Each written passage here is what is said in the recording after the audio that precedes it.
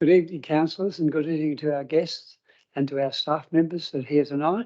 We welcome you and we look forward to a very positive and productive meeting this evening. I'll begin by acknowledging country. We'd like to acknowledge the Ngadja and Nagana people, the traditional custodians of the land and waters of the Light Regional Council area. We pay our respects to their elders, past, present and emerging, and extend that respect to other Aboriginal and Torres Strait Islander people who are present today. I'll call for any apologies. We have no leave of absence. We have no non-attendance. Item 3 is a confirmation of the minutes of the confidential minutes of the ordinary meeting, held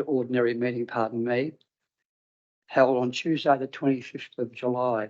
Would someone like to move that way? Thanks, Councillor. Thanks, Councillor Allison and Councillor Lynn. All those in favour?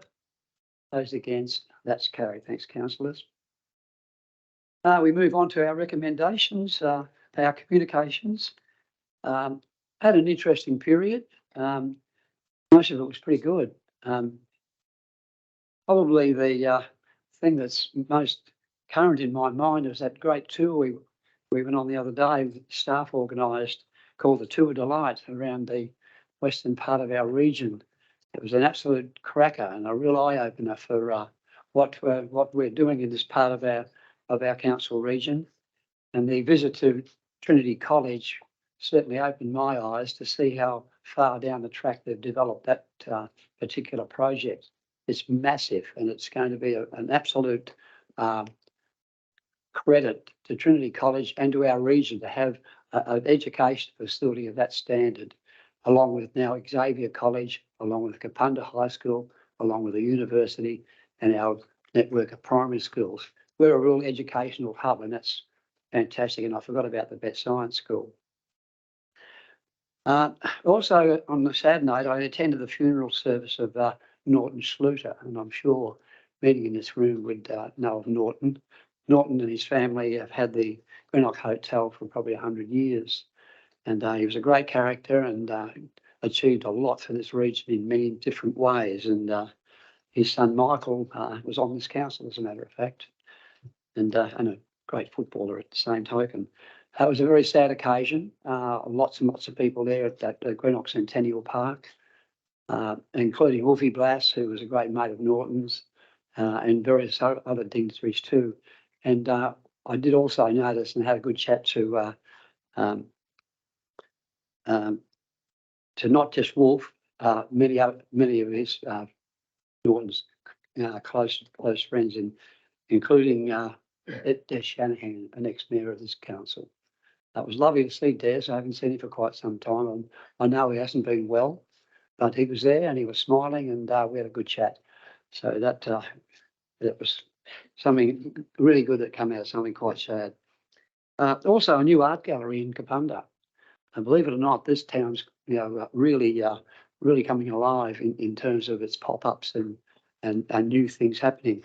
This little art gallery is called Go Mojo, and it's owned by the optometrist here, and he's integrated it into a part of his particular business. It's upmarket like you've never seen, and it's what they would term a destination gallery, where people will come from outside to come to the gallery to enjoy works of specific artists, well credited artists in some respects. So it's bringing something different to the town and not competing against our own folky art gallery that we have here now, which caters for all our local arts and others as well, but mainly our local arts. So it's complementary, and it's a great credit to Michael, who's created this. And I'm sure it'll be something that'll bring many more visitors to our town. Pines Conservation Reserve too. It was great to see the article in the newspaper in relation to the pines and the volunteers. Ironically, it came just a little after we had a conversation with the editor and a couple of journalists, or one journalist from the Leader, in terms of what we need to do to get a little bit more coverage of our activities. So our meeting with those folk worked. Also, Uniting Care Kapunda, they provide a lot of services to disadvantaged people, homeless people, and people that are perhaps just doing it tough.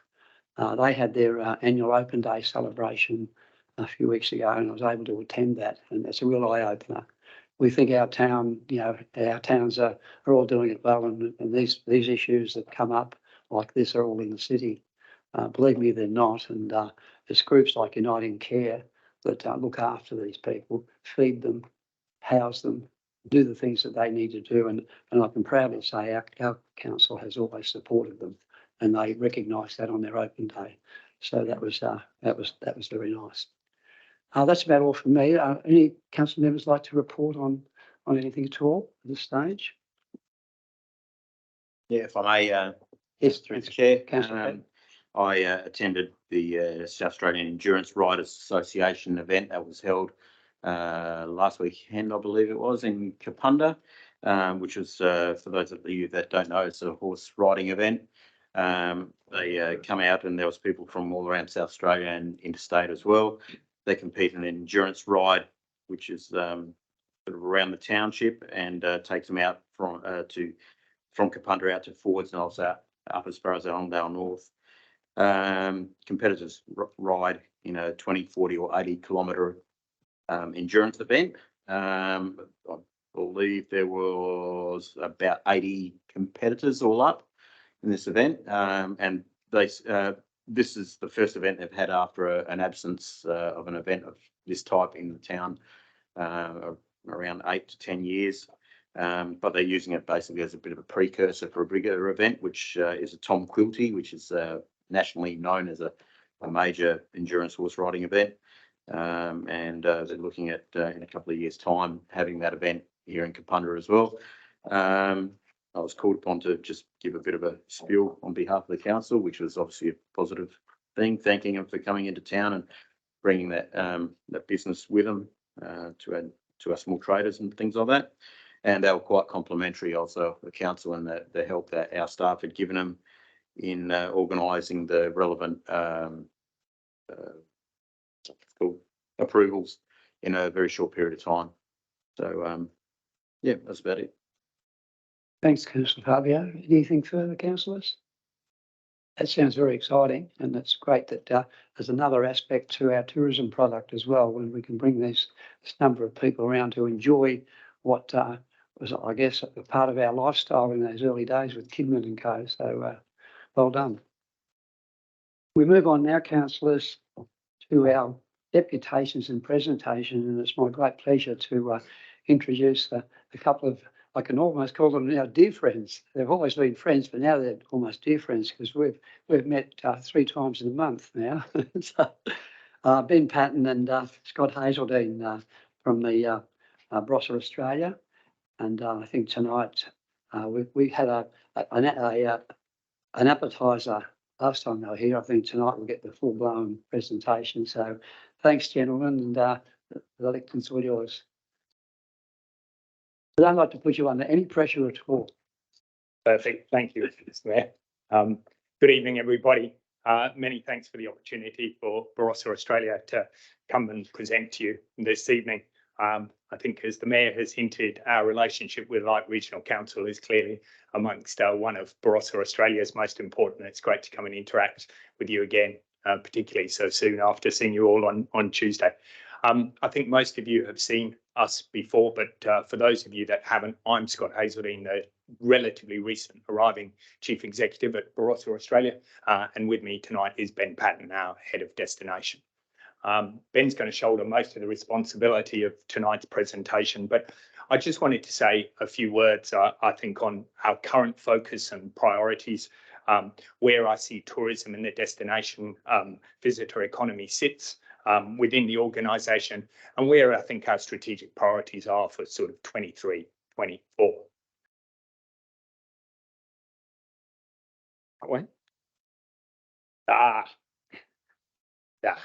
Good.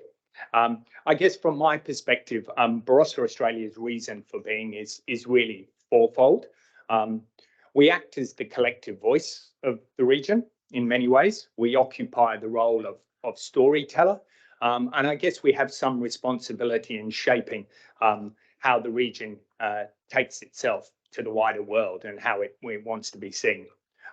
We're a collector and conductor of information too, and best practice. You know, we've got a responsibility, I think, to be really well informed, aware of current trends and outlook, and help pass that information on to our members to build capability within the region.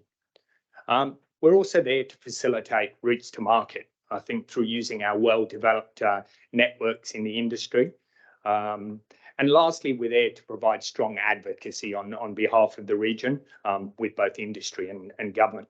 And I think that four-pronged focus really underpins all the work we do across our member cohorts of grape wine and tourism. And it's a genuine reference point that we refer back to all the time. I guess, what space does tourism occupy within Barossa Australia?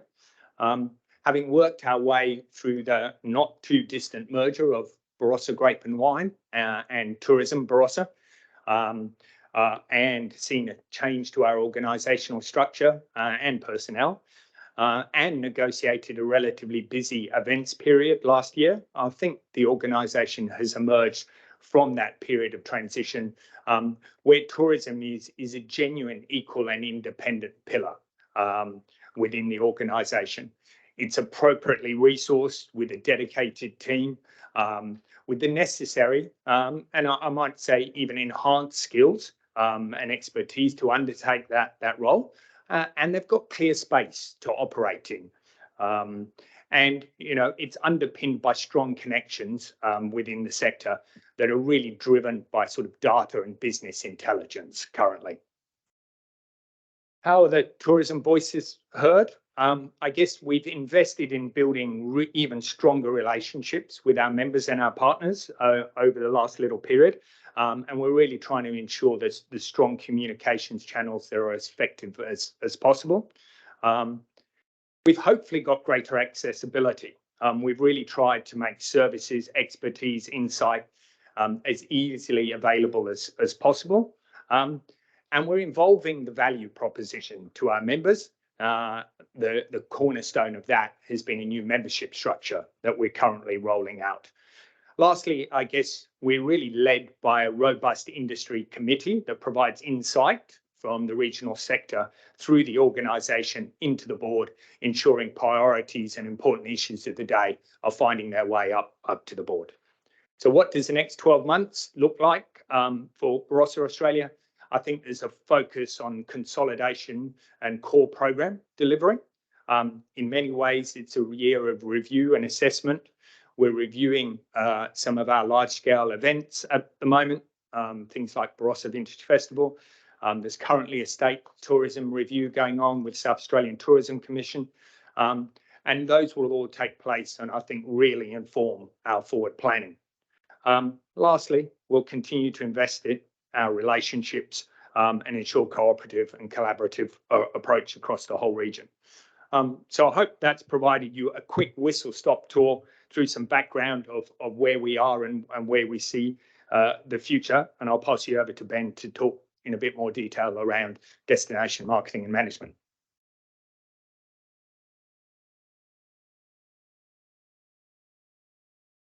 Thank you, Scott. Thank you, everyone. I don't know about carrying the majority of the load, Scott, but I'll certainly do my best. I saw Mayor Bill enjoyed my deputation there. So, oh, wrong way. No, what am I doing? The change one. Oh, geez, just remember. That's the end. I'm going the wrong way.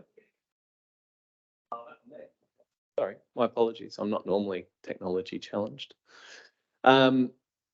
So look, the only constant in life is change. There's generally a video or a quote in most of my presentations you'll acknowledge. We did get the nod from Corin and Richard earlier that we're on a tight schedule. So there is a video embedded, but I'm not going to show it. It was a real hit last time, but we can circulate the link. The Economic Development Committee, I think, saw it. So we can circulate the link and you can watch that in your own time. But essentially, you know, that was about the visitor economy. And what are we talking about? We're talking about, 300,000 overnight visitors a year. We're talking about $300 million annually. This is the broad Barossa region. And some of you from the other day would acknowledge, it employs over 1,000 people directly and indirectly. And across the region, we're talking about some 400 tourism businesses, everything from very small businesses, as is the case with Barossa, some quite large businesses as well. To Mayor Bill's point earlier, I do feel like we've spent some time with you, so you'll notice some common threads through this, but this is very much about helping us manage the next 12 months. It is a time of continued change. We know that, hence the quote, and there are some needs to navigate that. But what I'm very proud of is we have moved significantly from where we were 12 months ago in terms of the collaborative, supportive, positive nature of the relationship that we enjoy with Light Regional Council. I'd like to acknowledge you all in that, and also to Richard Kyron and the staff. We are very grateful for that willingness to engage meaningfully and on behalf of the whole region. A few other things have changed. So we have some new CEOs across organisations that fit within the visitor economy ecosystem, not the least of which being Richard, of course. Post-COVID, COVID changed travel. So I won't get too much into that, but if we can just have a mindset of how did people travel and consume previously to how they consume now, that is a significant change. And as Scott touched on, we're also 18 months post-merger of Barossa Australia, but to my timing, it's about 14 months since my arrival, as if that was something significant, but hopefully it is meaningful. But also our first finished full operating year as Barossa Australia, that July to June just closed. This is an expression I like. How do we win as a region? If we all had infinite resources and infinite time, we could be a little less focused. But the reality is we work in a highly competitive environment. So how do we win as a region? And I've tried to pull out 3 key areas that I think are particularly relevant right now and for the next 12 months. Diversified premium products and services. As a destination, we know we need to offer a broader appeal. We know that. We are famous for wine. We get that. All the research and all of the things now tell us that people travel for more than one reason. And there is a whole bunch of complexity that goes around that, but we are indeed better together. We are indeed better. The more experiences that we have that we can then take and present in a really coherent way to that consumer now. That visitor is inundated with choice. So we think that's very important. Partnerships, again, resourcing is scarce. We can't do it on our own. And by resourcing, I don't just mean money, I mean skills. We do a significant amount of work in that space. Investment, smart investment. And I'm sure as a council, you focus on that, making sure that the dollars spent bring the most benefit. So for us, that's very, very important. A big factor that's underway at the moment is the State Tourism Review. And I simply highlight this to say the next major point is the 1st of September. We will work through this with you, but it's somewhere around April or May, we need to come together as parties to the Barossa tourism region and work our way through it. By then, we should have a view of what the state perspective is around how regional tourism is managed, funded and handled, and we should be able to start to navigate our way forward. Key projects and programs, we don't just do membership, we don't just do local government relationships. This coming year, we've set up some key programs. So clearly destination marketing is critical. Being ready, international trade ready, training to support retention, reviewing the Vintage Festival and other capability programs. I can share this calendar with you, but I wanted to show that it's not all strategy. It is rubber on the road. We have 4 in-person workshops over the next 4 weeks. Numbers of you have been invited. And together we can map this out and support the ecosystem that is the visitor economy. That's it. Thank you for the.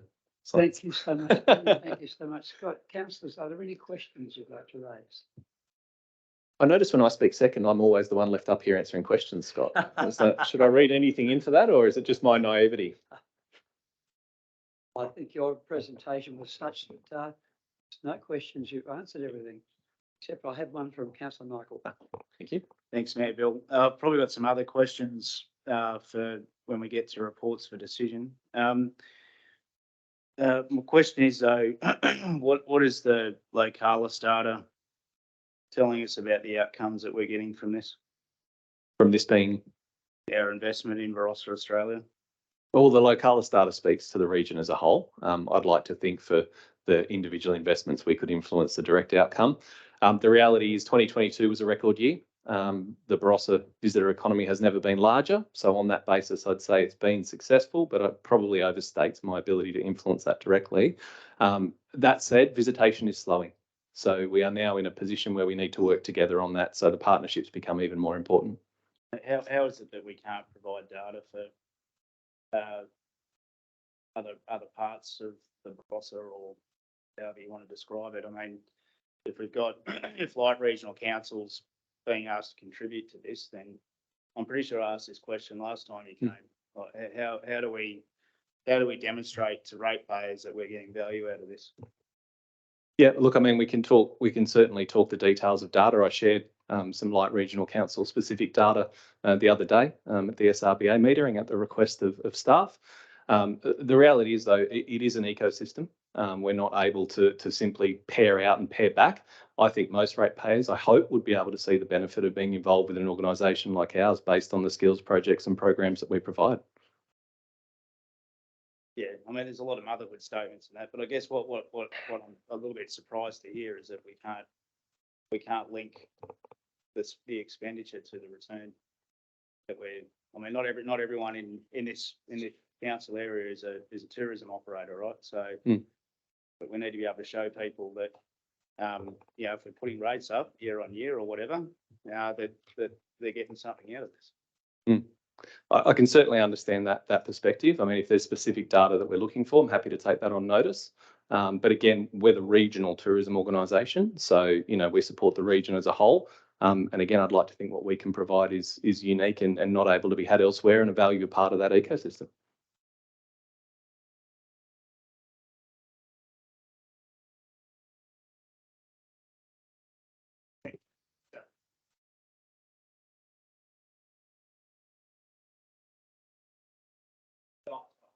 Bits within a region, that gets more difficult, and I would acknowledge that. But to Ben's point, I think as the Regional Tourism Association, we've obviously got access to data across whole the region.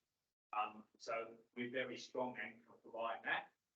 But I would acknowledge that as you get down into smaller bits, it's more difficult. Yeah. Thank you, Scott. Anything further, councillors? Nothing further? Well, our meeting procedures practice in the past is to bring matters forward that relate to any of our presentations and our deputations. And tonight we have 11.1, which is a report for decision in relation to this Barossa Australia 22-23 report and funding agreement. I might leave with the meeting to bring that matter forward. I could, Councillor Dean. Second that, Councillor Lynn. All those in favour? Those against? That's carried. Thank you, councillors. We'll bring the matter forward, 11.1 for discussion. And that's on page 16 of your agendas, if you're looking for that. And there's a recommendation on page 17 at the top. Are there any questions in relation to this report? Councillor Michael? Oh yeah, thanks, Mayor Bill. So being that we've brought it forward, 11.1. Yeah, a couple of questions. So in the report, in the background, we talk about performance against the KPIs and the KRAs. The background notes that the report is considered satisfactory with appropriate reasoning provided and activities deferred or amended given industry and organisational factors currently at play. So that infers that certain of those KPIs weren't met. I'm just curious to know what the industry and organisational factors were that led to that. That's the first question. I've got a couple others as well. Yeah, thank you, Councillor. Kyron, Yeah, through the chair. So one example is the preparation of a roadmap to do a destination management plan. Yep. That particular activity was deferred given the review that South Australian Tourism Commission are doing into the regional tourism framework. So how they essentially will service the regions. So we thought it pointless on preparing a roadmap that might not be able to be delivered under the new SATC framework. So we've essentially just pushed that exercise back for 12 months essentially. So that's a KPI that we had on the on last year's agreement that was deferred for that reason. But we still paid the fee that's in the agreement. Correct. Yeah. Yep. Which leads me to my next question, or it's probably more of an observation. It's probably a reason why I can't endorse this is when I look at the KPIs. It's hard again to see how this is delivering tangible results. You know, so for example, some of the measures of success here are preparing agendas for meetings, attending meetings, calling meetings, advocating for projects that I understood weren't proceeding, like Drovers Encounter. So I'm a bit perplexed that the KPIs read to me like a scope of work for someone, then a deliverable that says, through this initiative, we're going to channel so many visitors to Kapunda or Greenock or Seppesfield, wherever it might be. To me, I'm not sure what we're actually buying here. Legitimately, one of these talks about coordinate and provide an agenda for monthly meetings, contribute to meetings and take notes for records. But why are we paying these people to do that? Yeah, I guess through the chair. So the particular funding agreement we've got here is a collaborative partnership agreement. So it does contribute towards Barossa Australia's revenues to deliver a full range of services. We have inserted KPIs that align with the tasks that are out.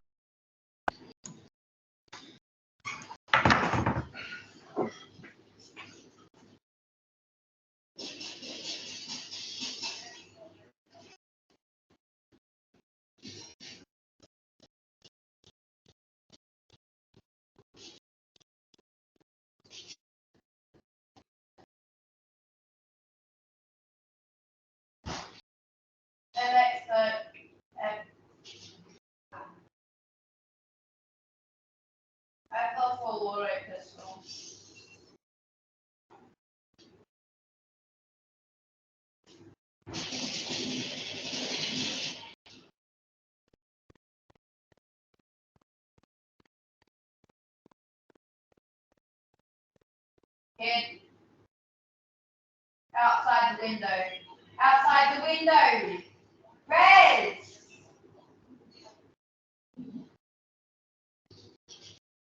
Move to the other room.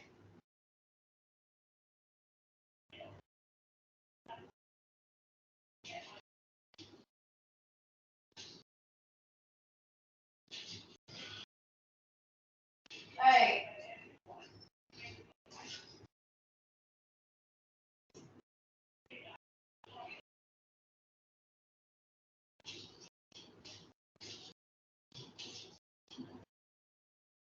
Well, I don't know where you're going, but I'm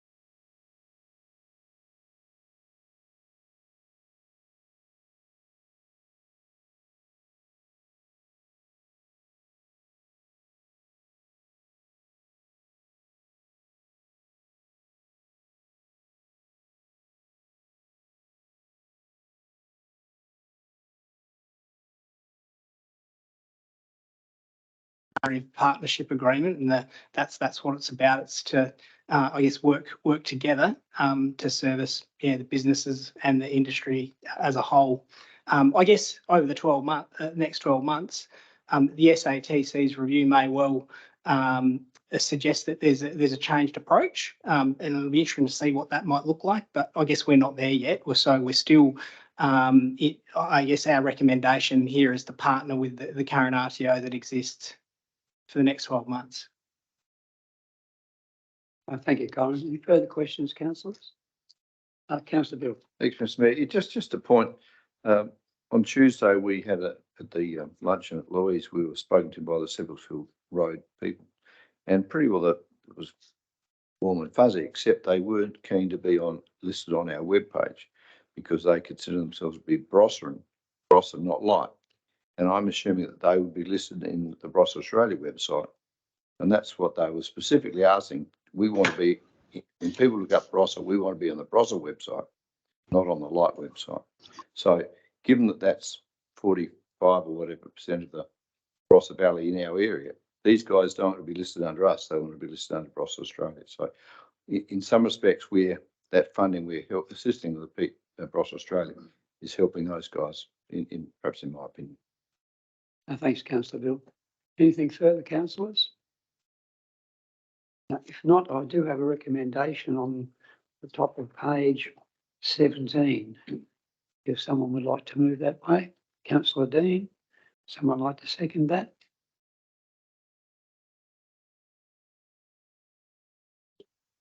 Councillor Lynn? All those in favour? All those against? The motion's carried. Thank you, councillors. And thank you, Ben and Scott. That was an interesting exchange, and I respect and appreciate that from our council members. They just don't tick boxes anymore. They ask questions that are all relevant and will help us to do our business better. I think we need to strengthen our partnership.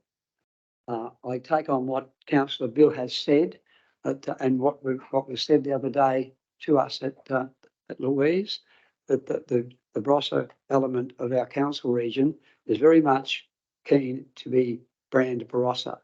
But we also have 54% of our region also that we need to promote, and that is Light Country. Now, there's no reason why Light Country is not hanging on the coattails of brand Barossa. People come up here, they don't know where the boundary lines are. They're not looking at the creek being the line between Barossa, and that one there is now Light Country. But we're there to try and complement each other with a very different product in some respects. And you did mention earlier about people coming here for more than just a glass of wine and a bit of cheese. And that's true. And it's been true for quite some time, and people are getting out further. And we do complement each other with what we've got. And it's going to be up to this 54% of the region to do what it seems to do with the tools that this council has provided. Light Country, all of the information surrounding that, the logos, and all of this, it's all there. So the two brands can complement each other very, very nicely. And later on, we'll have a discussion, I suppose, too, that how maybe Barossa brand and Light Regional brand, when there's an organisation that perhaps other than council promoting that, can come together. But I think it's an exciting future, to be perfectly honest. We've got a wonderful region. We're a stone's throw from Adelaide, where there's 1 million people. So it's all there and waiting to be enjoyed by a vast number of people. So, thank you for being here tonight, and hopefully we can continue to strengthen the relationship and get a really greater understanding of the two parts of our region, because quite frankly, a few years ago that wasn't happening. This was not happening at all. Hence, we've taken this approach, but I think it's a very healthy one, and I'm sure most of our residents in both sections of our council region are happy with that. So again, thanks very much for being here, and we enjoyed the presentation. Thank you, councillors, and sorry if I babbled on a bit there. Excuse me. We're up to matter 6.2, councillors. We go back into normal format.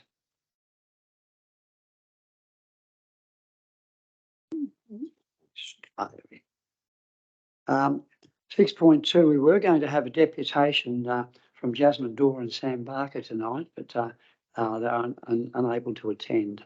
So that one is not going to happen. So we'll move on to no adjourned business. We'll move on to section 8, which is action items. Sorry for my jumble up there. Are there any items you'd like to discuss from page 7? Page 8? Page 9? Page 10? And page 11, where they've been completed. You might note, councillors, that the action items now are a lot less than they were a few months ago.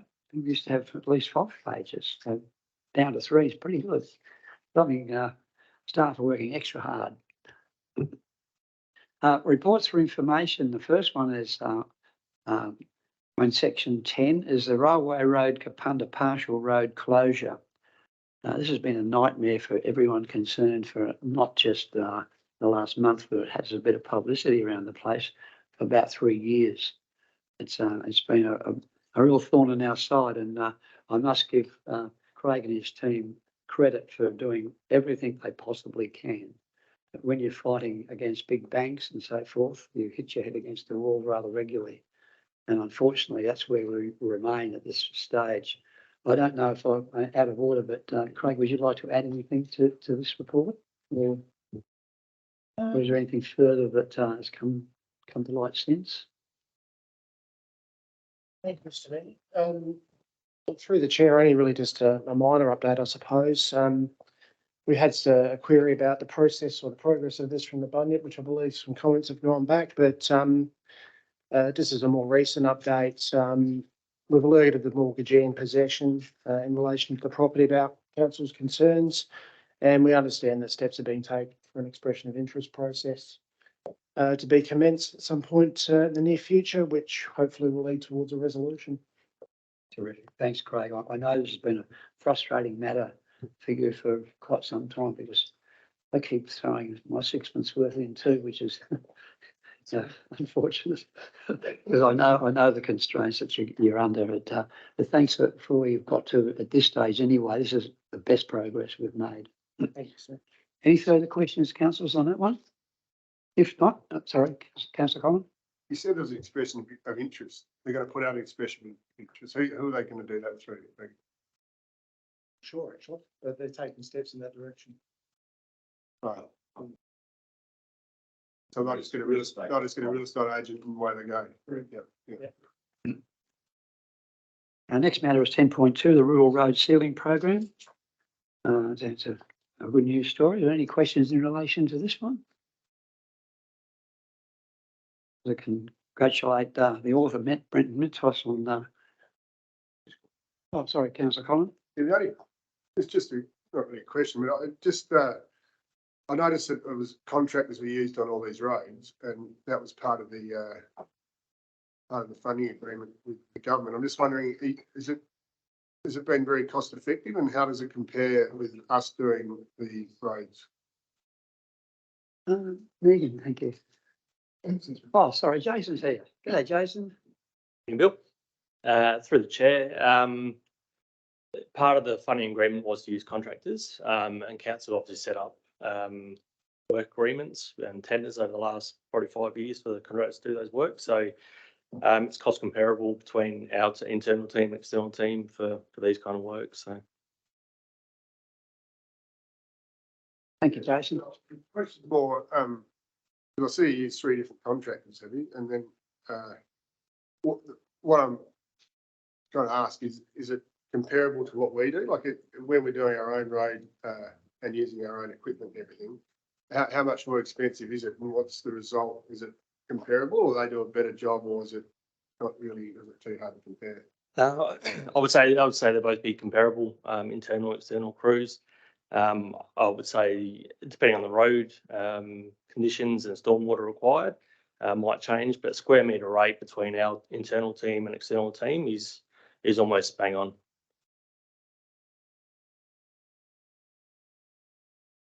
Thanks, Jason. Any further questions, councillors? If not, there's a recommendation on about halfway down page 15 that the reports for information be received and the contents herein noted by council. Would someone like to move that way? Councillor Fabio and Councillor Ellison, all those in favour? Those against, that's carried. Thank you for those reports. Now we move on to the reports for decision. We've done 11.1.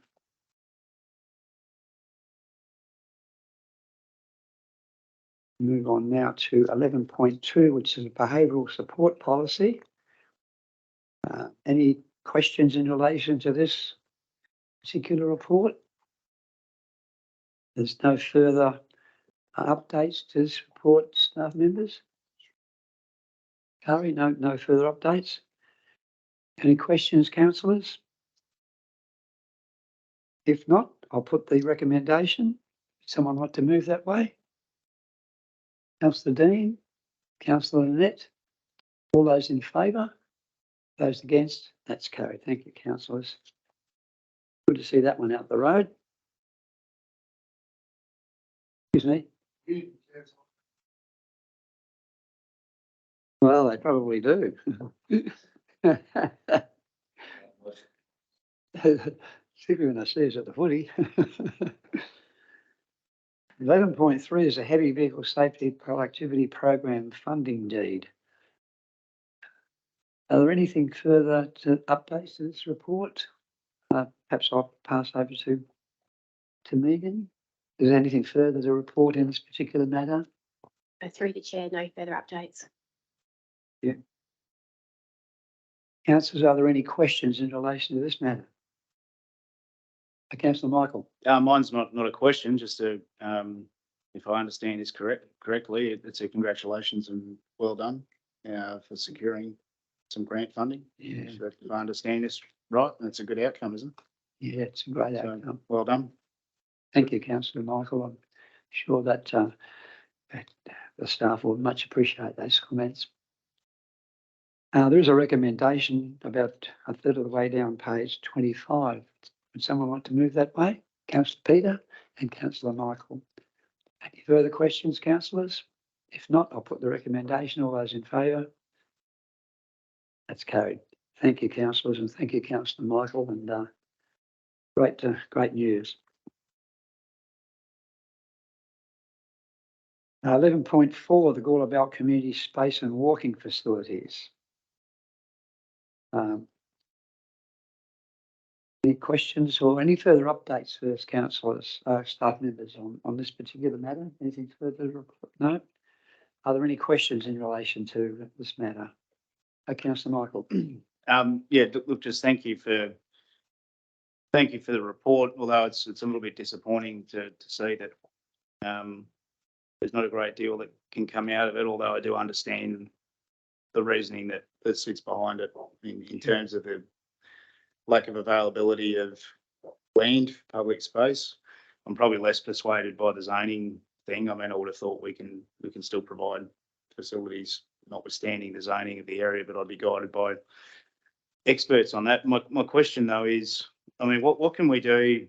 It's come up in dispatches a few times, this idea of a shared path, either along the rail line, adjacent to it, in the area, whatever. I mean, what can we do as a council to get some progress on that?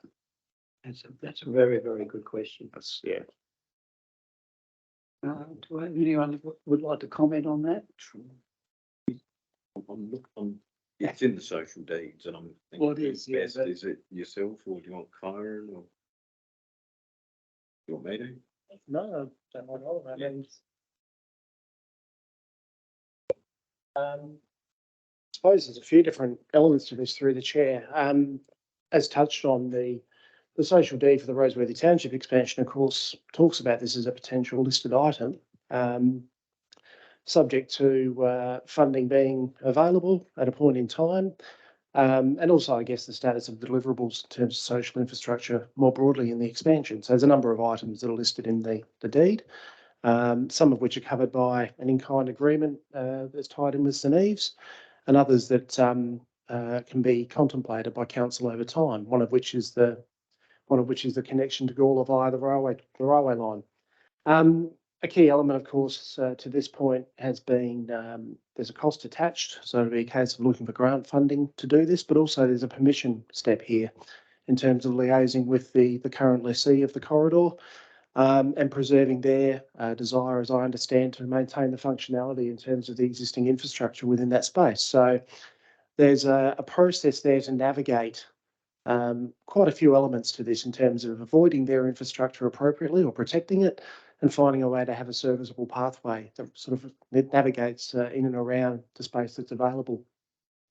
I tend to take the view that it remains a worthy, a worthy objective, certainly, but there's going to be a timeframe attached to this if grant funding becomes available.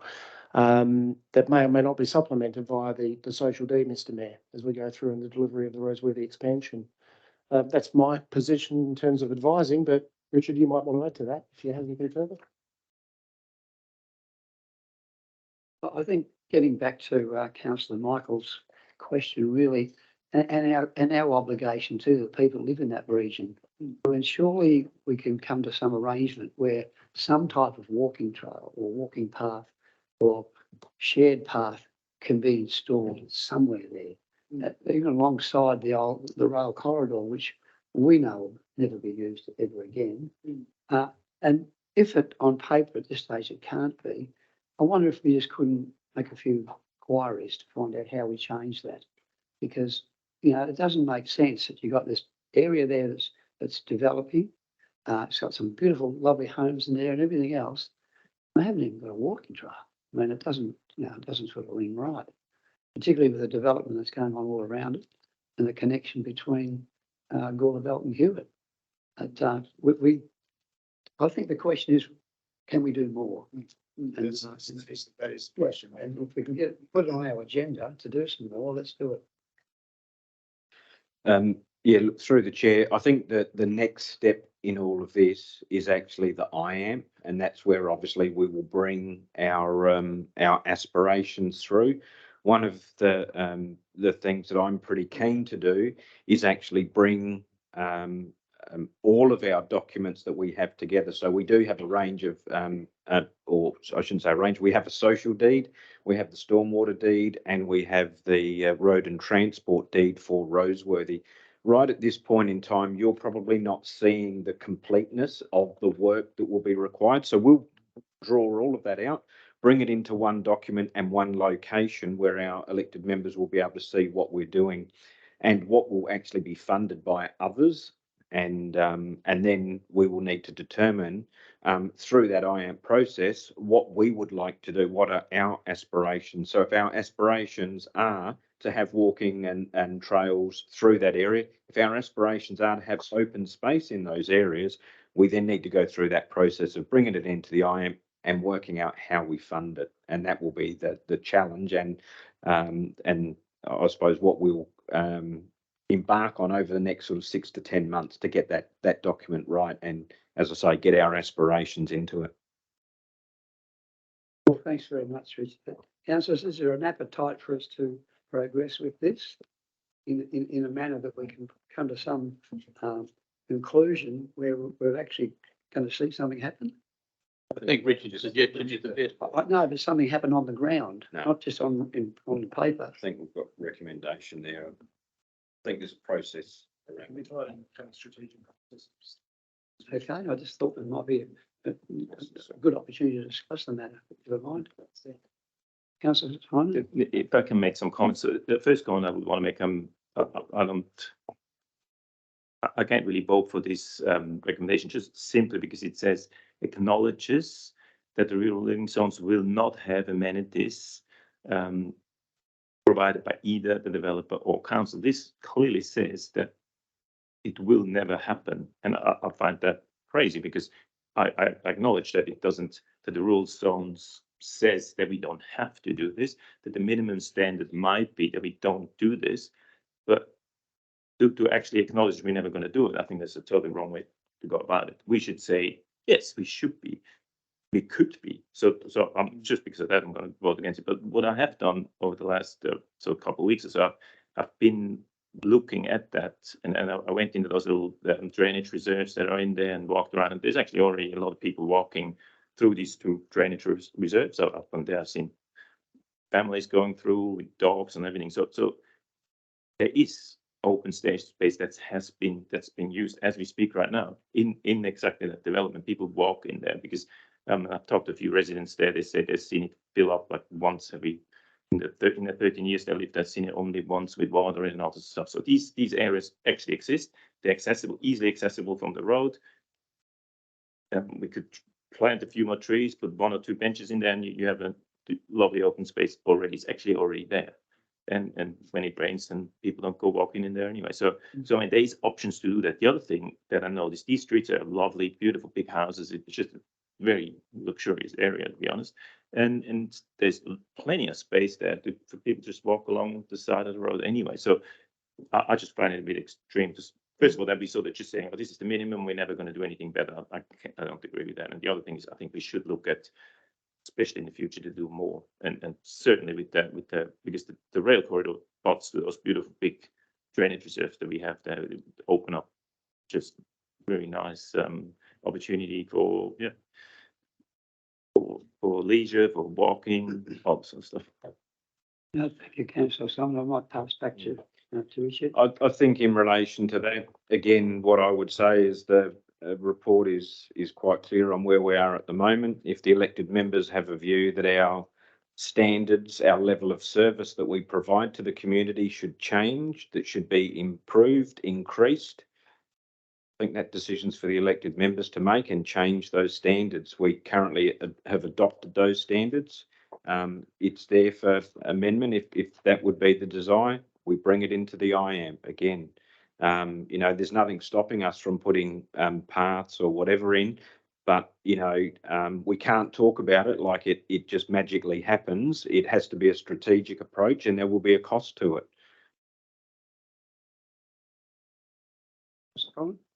Yeah, I think if you're going to buy a block of land which is going to be sizable in a rural living zone, I don't think you're going to buy a block of land expecting to have a footpath.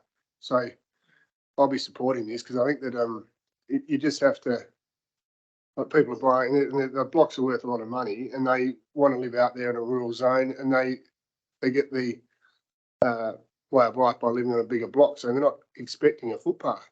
If they expected a footpath, they would have bought a block in a town somewhere where there's a footpath that's supplied. So I think these people, it'd be unreasonable. I don't think a lot of them would expect it, but yeah.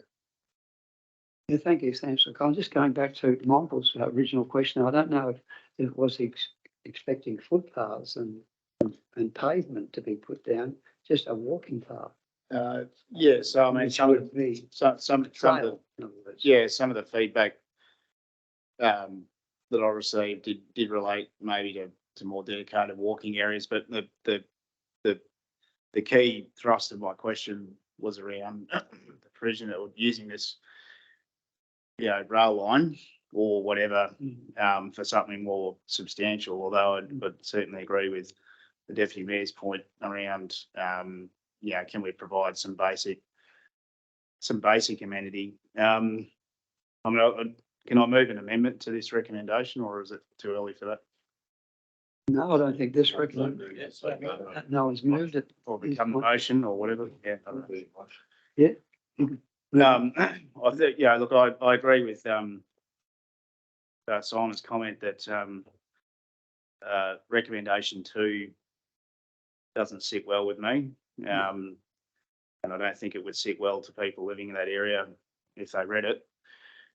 So I think instead of, I'd like to strike out 2 and replace it with council giving consideration to providing basic amenities and investigating the viability of a shared user path along the existing rail line as part of its deliberations over the IAMP and other strategic documents, or something to that effect. Have you got that in writing? So giving consideration to the provision of basic community amenities and investigating the viability of a Shared. shared user path along the existing rail corridor or in the area. I'm going to, as parts of its deliberations over the IAMP and other strategic documents. Yeah. This financial year in 2023, 2024.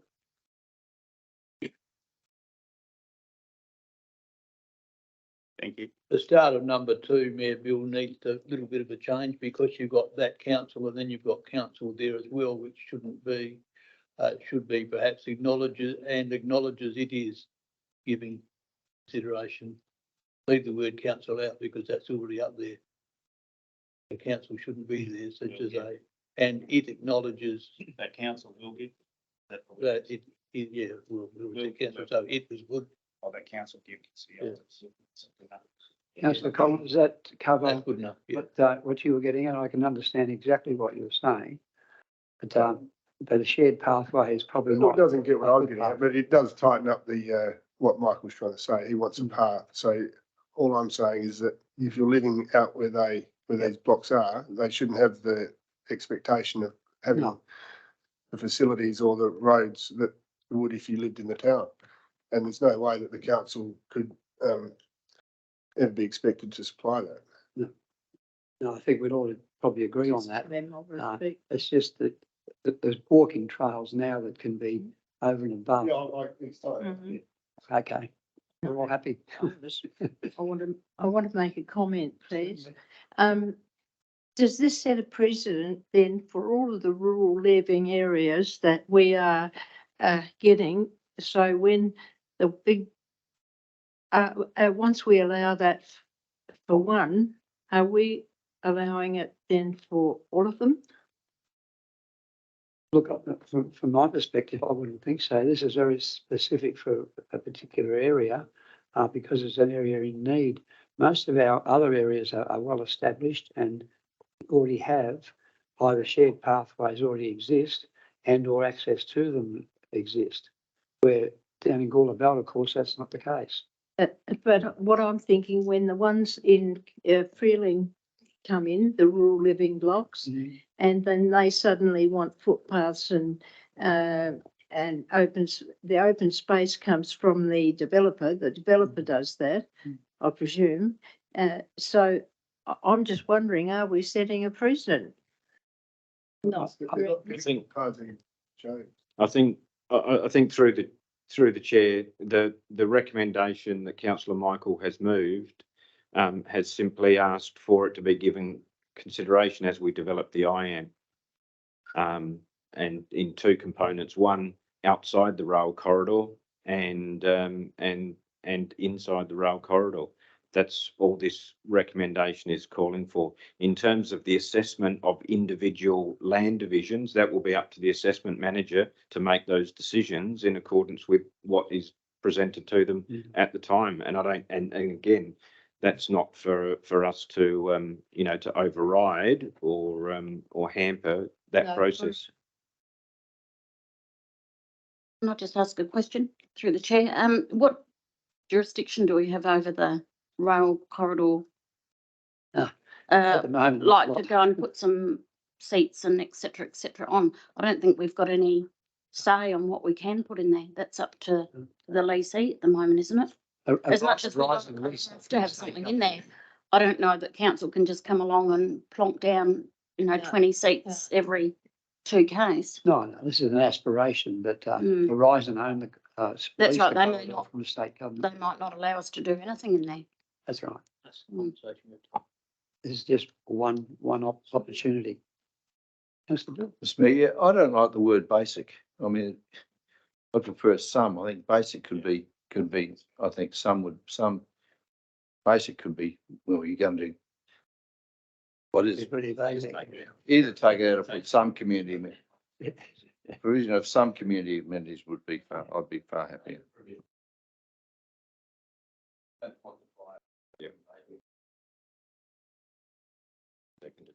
Now I need a secondary. Someone like to second that motion? I'm happy to second it, but just would like to ask whether Councillor Michael's happy to get rid of the word basic or not. Absolutely. In that basis, without the word basic, I'll second it. Thanks, councillor Dean. Any further questions, councillors, or comments, council?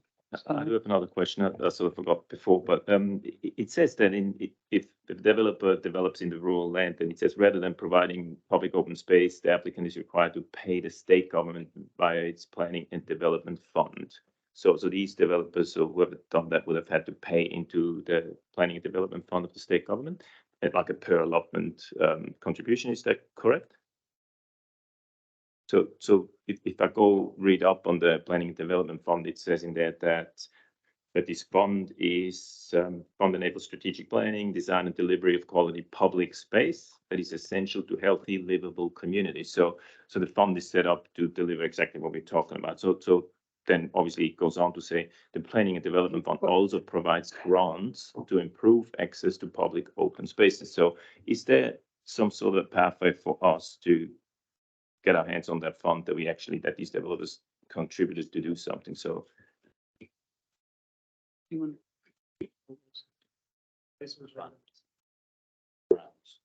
Oh, thank you, Lisa. Through the mayor, yes, there is an opportunity. These grants are offered once per annum, and you actually have to technically apply for those opportunities. To date, some of the metropolitan councils have been more successful because they don't have the greenfields infill, so they don't have the same opportunities and get the open space created, such as what we're getting created through the Roseworthy town expansion. But yes, there are opportunities. I know that we have actually gone through funding, because I think, if I'm correct, and if the CEO can confirm, that is how we got some of the funding for Gundry's Hill. So that was successful in getting a $250,000 grant from memory, and the skate park. So we have been the beneficiary of that fund in the past, and we will continue to take opportunities where they present. Thank you so much, Lisa. Could I just ask another question through the Yes, chair? certainly. And I don't know whether it's possible to have the railway people come and talk to council on what future plans are with that corridor block. You know, because we're sitting here talking about what we would like to do and whatnot, but as I said before, it's up to them really, because they've got the lease on it. But I'd love to hear from them. It's a very good question that you've raised, because I don't think we've ever had anyone from Horizon or even the previous leasees ever address our council. Is it something that council can approach?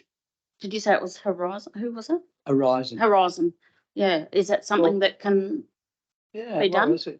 The invite should go out, because that rail corridor is becoming very important to our council region. Even if they reinstall a train system to Roseworthy, which is my understanding. But my understanding is they've got no money to do anything with that. So that portion of landing Gawler built up to Roseworthy. So, but I'd love to hear that from them. Sorry, I'd throw out the invitation and see what happens. And how do we go about doing that? Yeah, well done. Okay. Councillor Michael.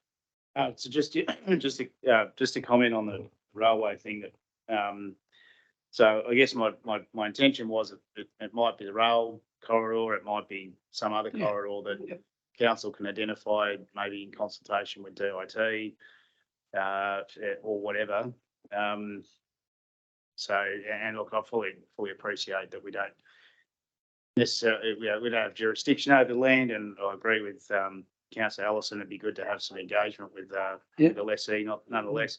Just on the discussion though about these rural living zones. I mean, people in Wasleys are, and to Councillor Lynette and Councillor Collins' comments, I think I asked previously about about Wasleys, I was given the same response. It's rural living. Yeah, it's a bit of a stretch. I mean, yeah, come on, these are big blocks or whatever, but they're not graziers or primary producers, right? They're people living in houses I live on one. that happen to have big blocks. And as I understand it, this area went through a bit of a subdivision boom before the law prevented it a few years ago. Are these properties rated as residential? The rural living zone properties, are they residential or are they? Well, mine is. I live on a rural living block and it's residential. Yeah. Anyway, I'll leave it Anyway, at we do have a motion on the table. Councillor Fabio? Just one further comment in regards or to piggyback off what Councillor Allison mentioned. When we went through the public consultation process before the acceptance of the business plan, there was some mention from members of the public about the removal of railway lines that were crossing rural roads because of the steep up and over, and it was they were finding a lot of primary producers were finding it difficult to get some of their equipment across there because A, they were narrow, and B, because of the ramp effect. I believe at that stage we made some sort of commitment to contact Horizon about a lot of, not just in that area in the Gawler Belt, but also a lot of the other areas where there's unused, disused rail corridors and things like that. Did we go through with that or anything? Or we still haven't made contact with Horizon at all? That's a good question, Councillor Fabio. I'm not too sure. Might have to seek some advice around the table. Certainly it was a case of, I think, I'm pretty sure if I remember correctly, that we as a council kind of agreed that, look, if the rail mob were happy for us to pull up those sections of line, then we would, and we would then grade those roads flatter to allow for easier access in and out. So I do vaguely recall that. Well, I'd like to think that the conversation has started at least. Well, if it hasn't, we could always start it. We could raise that matter at the same time and we invite Horizon to address council on their future plans. That'd be a reasonable invitation. I'm sure that someone there surely would come along. All right. So, do you want to add that to the recommendation, or do we just keep that as an aside? They're really quite separate, aren't they? All right. Well, we've had a reasonable discussion on all of this, and I've got a recommendation moved and seconded. Are there any further questions, councillors? If not, I'll put that motion that's up on the screen now. All those in favour? Those against? That's carried. Thanks, councillors. And thank you for that report too, Megan and Lisa. We move into 11.5, the road process order, public road 149 Lindock Road. This is a really tricky one, but is there anything further any updates to this report since it was written? Anything further to this report, Megan? No. Councillors, are there any questions in relation to this report? It's pretty straightforward, actually. If not, Councillor Simon. So I've looked at that block of land in person, and I totally see that obviously that's never going to be a road. So why not give it to these people? The only question is, it says in here that it says payment of statutory fees. That's what they're going to do. So we're not going to be selling that land to them. We're just going to give it to them. Is that the plan? Because I think it's probably about 1,700 square meters or something, and it'd be quite valuable land. I just wondered how we just giving it away. Through the chair, no, the land will be sold for consideration. The valuation of the land has yet to be determined. But what we try to do is, on top of the consideration for the land, is recoup the costs for the process. Any further questions, councillors? If not, I'll put that recommendation. All those in. Oh, pardon me, I haven't got a mover. Thank you, Councillor Fabio. Someone like to second that? Councillor Ellison. Any further comments, councillors, or questions? If not, I'll put the motion. All those in favour? Those against? That's carried. Thanks, councillors.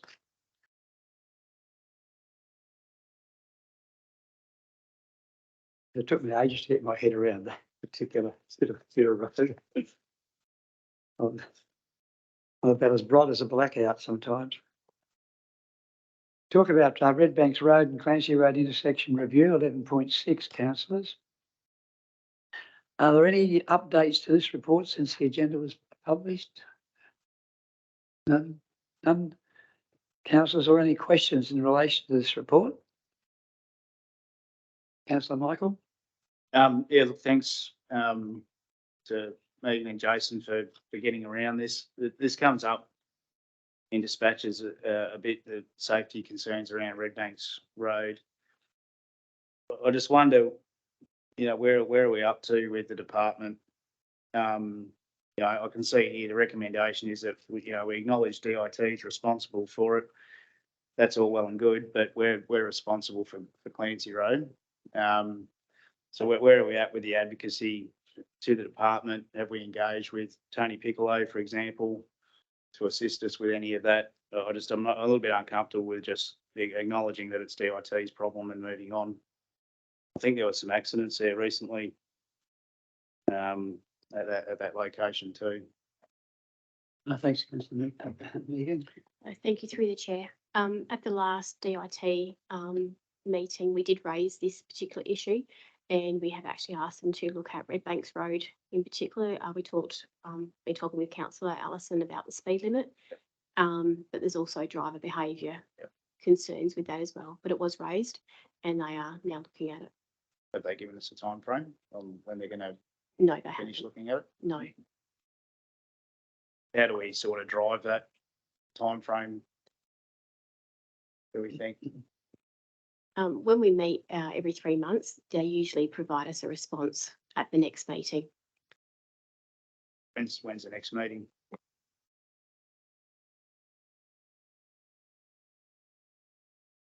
I think it might be November. Do you need any ammunition to take with you to make them hurry up a little? Like the senior council members were really most disturbed about this and would like to see some action.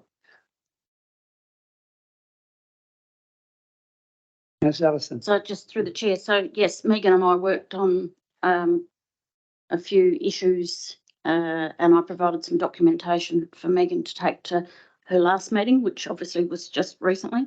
And we probably haven't spoken a bit more about that, but there was going to be the counter on Clancy Road, which was put for how much traffic's going along.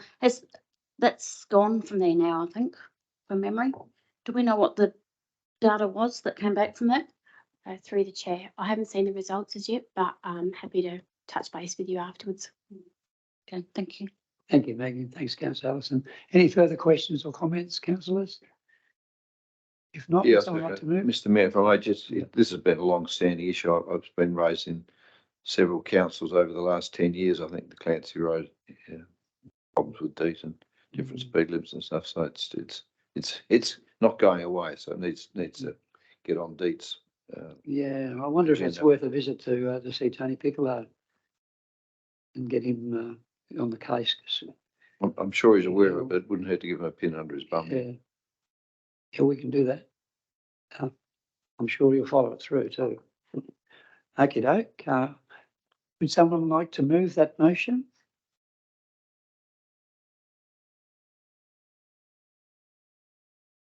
Councillor Dean, would someone like to second that motion? And Councillor Beale. Any further questions or comments, councillors?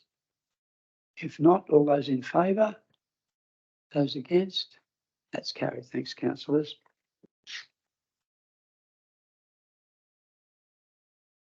Move on now to 11.7, Code Amendment, Freeling West.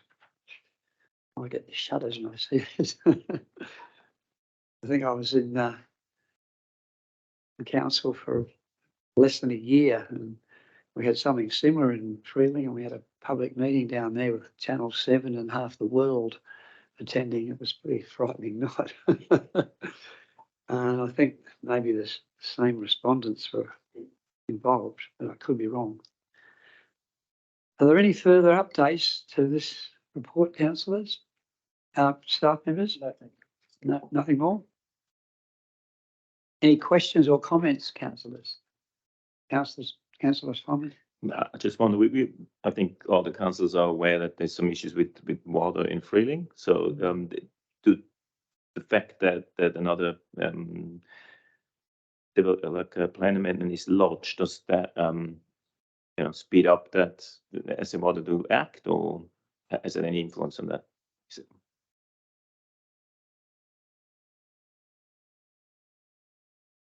Yeah, thanks, councillor. Through the chair, I can advise that senior management and myself have actually been liaising with SA Water for the last 2 years. They know about this code amendment as well as the Freeling East. So we have been advising them this is on the horizon and that they need to start catering for it. SA Water have suggested that there is a substantial sum of money that would be required to get the infrastructure upgraded that comes from Ebenezer to Freeling. It's double figures and it's in the millions. So at this point, the developer knows, and SA Water also have forewarning of this particular code amendment, and they will also be an agency that officially gets notified when the code amendment is actually initiated. So there's a process to go through that the state government has governed. Thanks very much, Lisa. Further questions? Councillor Lynn? The Walton Rural is actually Neildner's, yes, and we've had trouble for years, haven't we, with trying to work something out.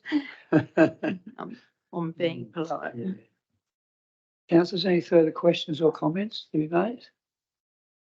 Would someone like to move the recommendation? Councillor Peter and Councillor Fabio? No further questions or comments? I'll put the recommendation. All those in favour? Those against, that's carried. Thank you, councillors.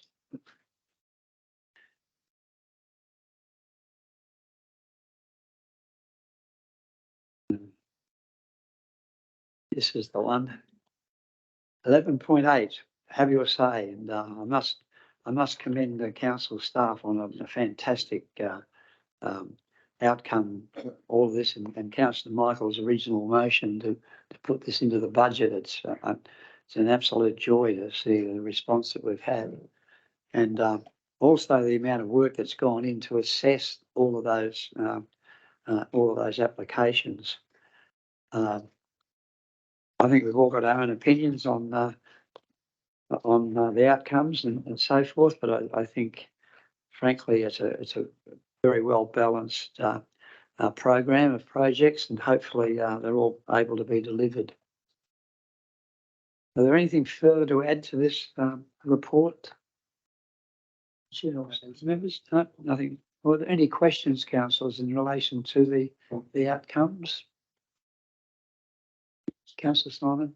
If I can have a more like a comment, I mean, this was definitely a elected member driven initiative to begin with, and specifically Councillor Michael. So to me, I was always really unhappy, a little bit unhappy, I have to admit that we was told that staff's going to work this out, and so that give us just the finished facts, and then and in their own words saying like we're going to be happy with that.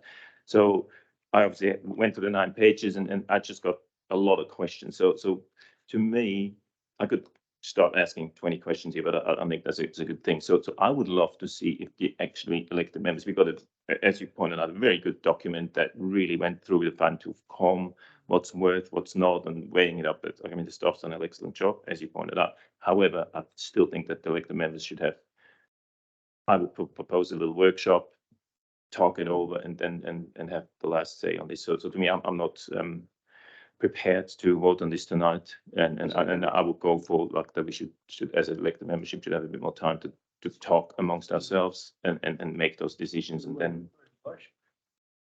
yeah, well, at first I just wanted to say that this is, but yeah, other than that, I would like to move emotions to that effect instead of having this one.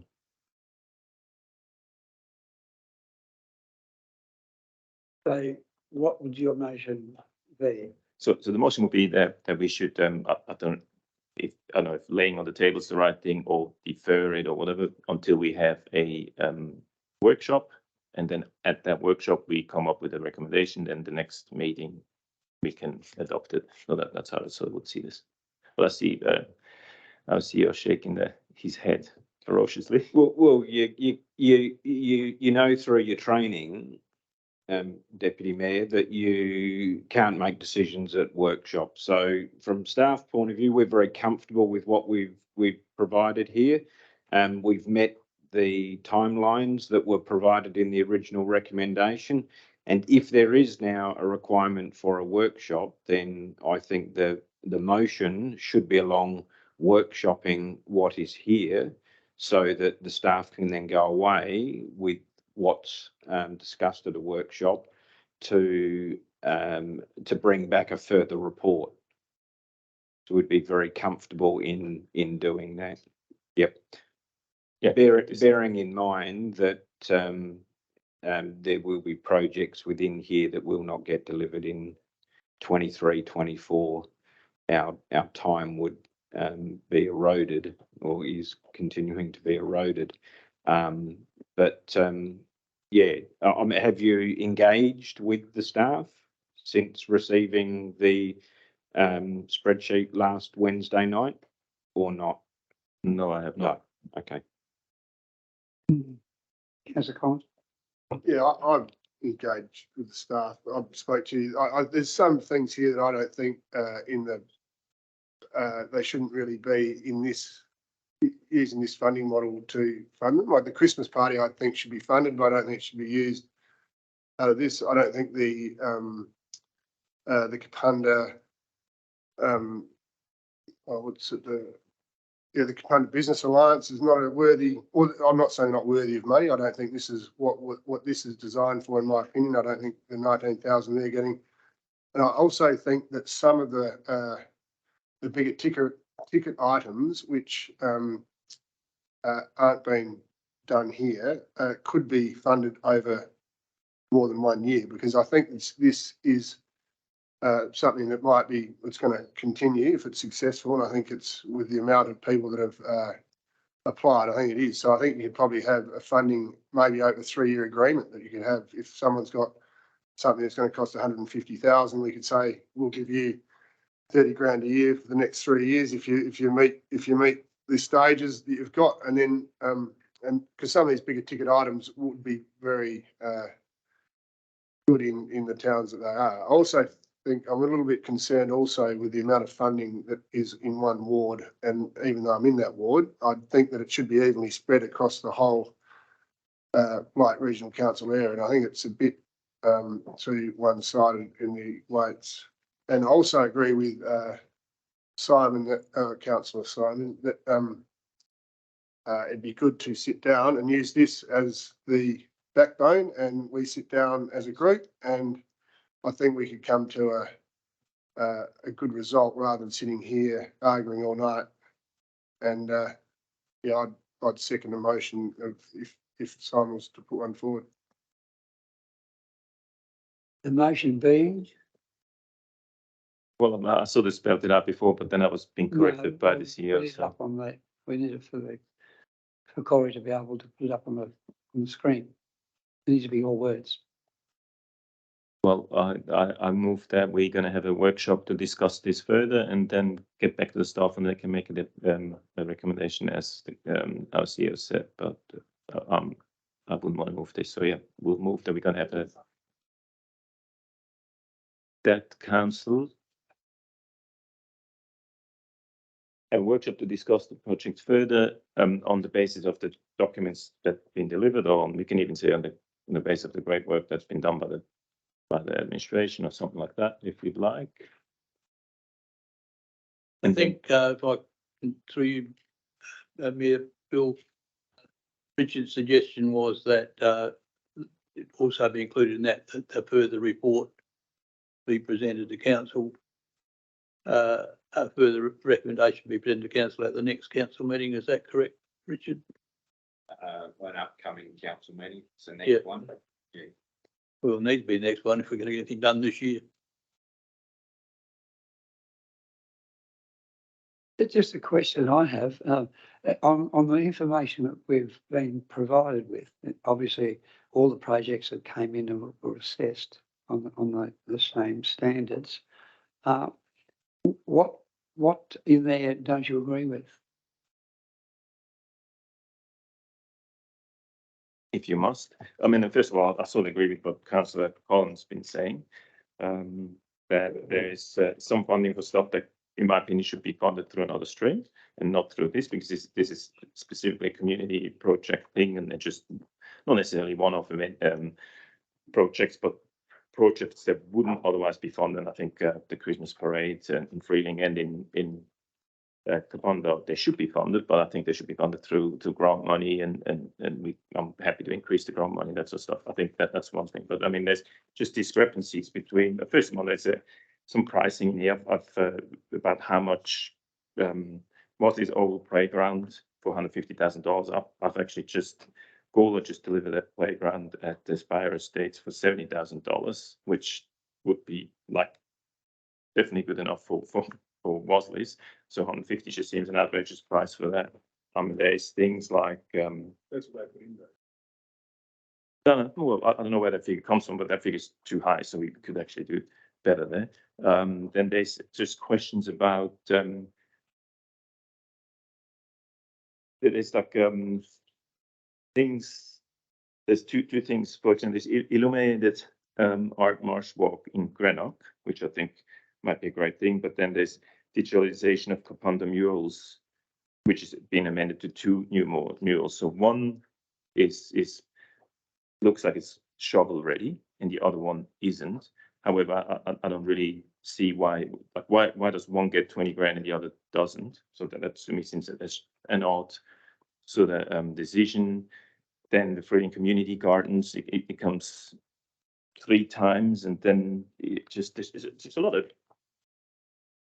Or then another one, the huge shared use path lighting, just says, "Oh, can't be done," basically. And I don't understand why. I mean, $35,000 doesn't seem that much. I mean, it seems like something that could be perfectly done. Then another thing that I've had a fair few comments about is the bus service, increase the bus service for people living in this area during the holiday periods where the public buses don't run. It hasn't been costed, so I'm not 100% sure why. And it sort of says fortnightly shopping bus is existing, but that's really not what these people are about. So I think there's some discussion that needs to be had in there. Then the Kapunda Rifle Club. I mean, I think it's a great thing, but I mean, the question is how many people are benefiting. That's a fair $20,000 is a fair bit for a toilet that nobody uses. So like there's a lot of discussions, in my opinion, that need to be had about the evaluation of this that could be done better. And then one of the last things is we're only going to spend about 300,000 instead of 390. And again, I think we should spend a whole lot if we can. So and there's projects in there that we could fund, and they could do that. And as Councillor Collin pointed out, we should have longer term projects, start a project and do it over a few years. So like I said, there's just a lot of stuff that could be done different or better, in my opinion. So that's what I think if we all talk with each other, I think we can come with a better result. Councillor Michaels. Thanks, Mayor Bill. Look, really good discussion. Just a couple of points I wanted to make, and a question which seems to be sort of fundamental discussion we're having here.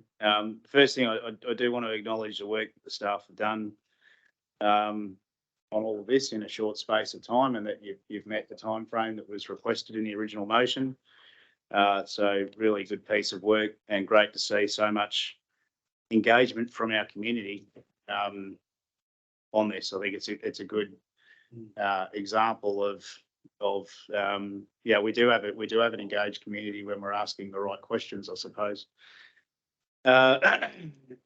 I do have a couple of observations, but the first thing I do want to ask is, and it wasn't in the motion originally that I can recall, but is there a requirement that this money is spent this financial year or not?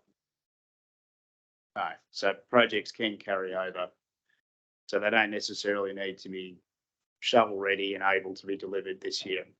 So I just wanted to clarify it. So I think that's an important point to some of the things that others have raised. I will make the fairly obvious observation that Motherware Awards, the poor cousin in the division of this. But I will say to anyone who happens to ever watch this or listen to it, that some of the projects that were put forward for Motherware Award were very big, and they weren't what was intended. You know, it's $500,000 for this or that. Was never part of this. That's part of the IAM. I won't go through individual projects. I will, and I haven't engaged with staff. And the reason I did that is because I didn't want to be advocating for things that I thought I would prefer or whatever. But I do sort of agree with some of the sentiment around using this as a way of funding Christmas parties, the business alliance. I wasn't sure about the senior citizens car park ceiling and whether that could be funded through the car parking fund. But anyway, those are all questions. I do agree with Councillor Simon's motion on the basis that we do set some timeframes around doing this. But I take some comfort from the fact that we don't have to spend everything by the end of this year, but we do need to get on with it and not, muddle this along for another couple of months. So quite open to a workshop and then, providing some feedback to staff, debating things and staff, providing a recommendation. But I think once they do that, we need to make a decision and, and commit to it. So, but no, thank you. Really good piece of work, everyone. There's a comment. I think the staff have done a great job, but I think the staff have been a bit hamstrung because they don't know what the elected members want, because I don't think the elected members of the collective have actually sat down and talked about what they want. So I think we're going to have to talk about it, because I think some people have got a different idea of where the money should be spent. So if we can sit down as a group, and then it'll be this year, if we can get it nailed down what is happening in the future, it's going to be a lot easier. So I think the more time we can spend this year to get it right, I think in the future it'll be a lot easier. Yeah, just one thing though. We asked not what the councillors want in this matter. We asked the community what they want, and that was the whole point of doing it. But now we're questioning what they want. That's what we're doing. So we have to consider. I mean, a lot of them were, in my opinion, quite ridiculous. Well, they were. And I think that I know we asked them, so they gave us that. But I do think, I agree, we do need to sit down and go through this, especially the one that Michael just spoke about, the senior citizen incorporated car parking ceiling, 40,000. Whether we might be able to go through a different process or from another funding area. And the fact that there's so many Kapunda ones in here, I don't know. I think we need to go with the recommendation. I think there's so many Kapunda ones because they asked me what they wanted, and I seriously, I've said that what was to be done. Oh, sorry. Councillor Fabio. If I may just ask, and I'm looking for a little bit of clarification, maybe that little bit of warm fuzzy feeling as well, but I'm assuming that the values that have been put next to these projects are just estimates and they're not exact figures. That's good. Some of these ones just seem like outlandishly expensive, like $10,000 for a flagpole.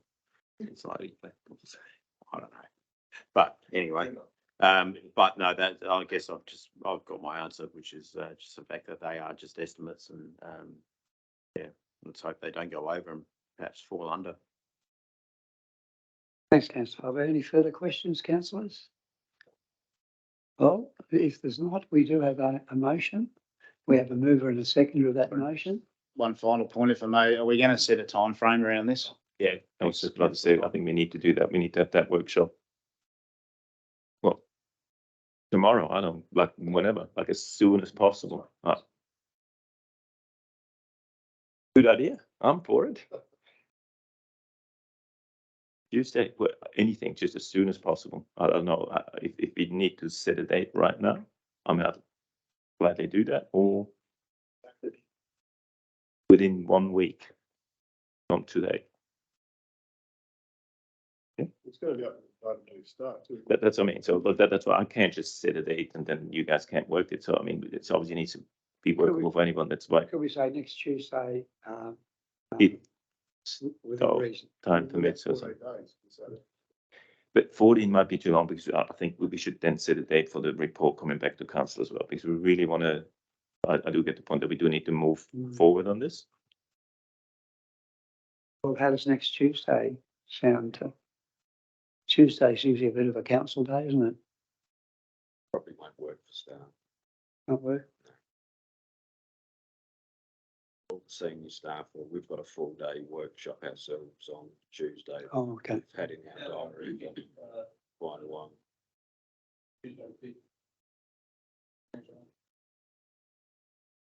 Tuesday the 5th? Can't do? Oh. It's going to be tricky. I have to pull a number out of a hat and just go with it. No, it doesn't have to be. Morning.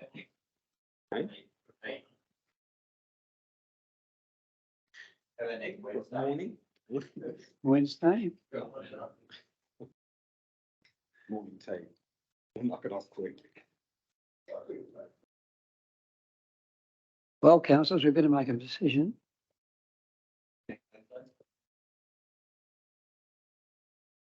Do it tonight.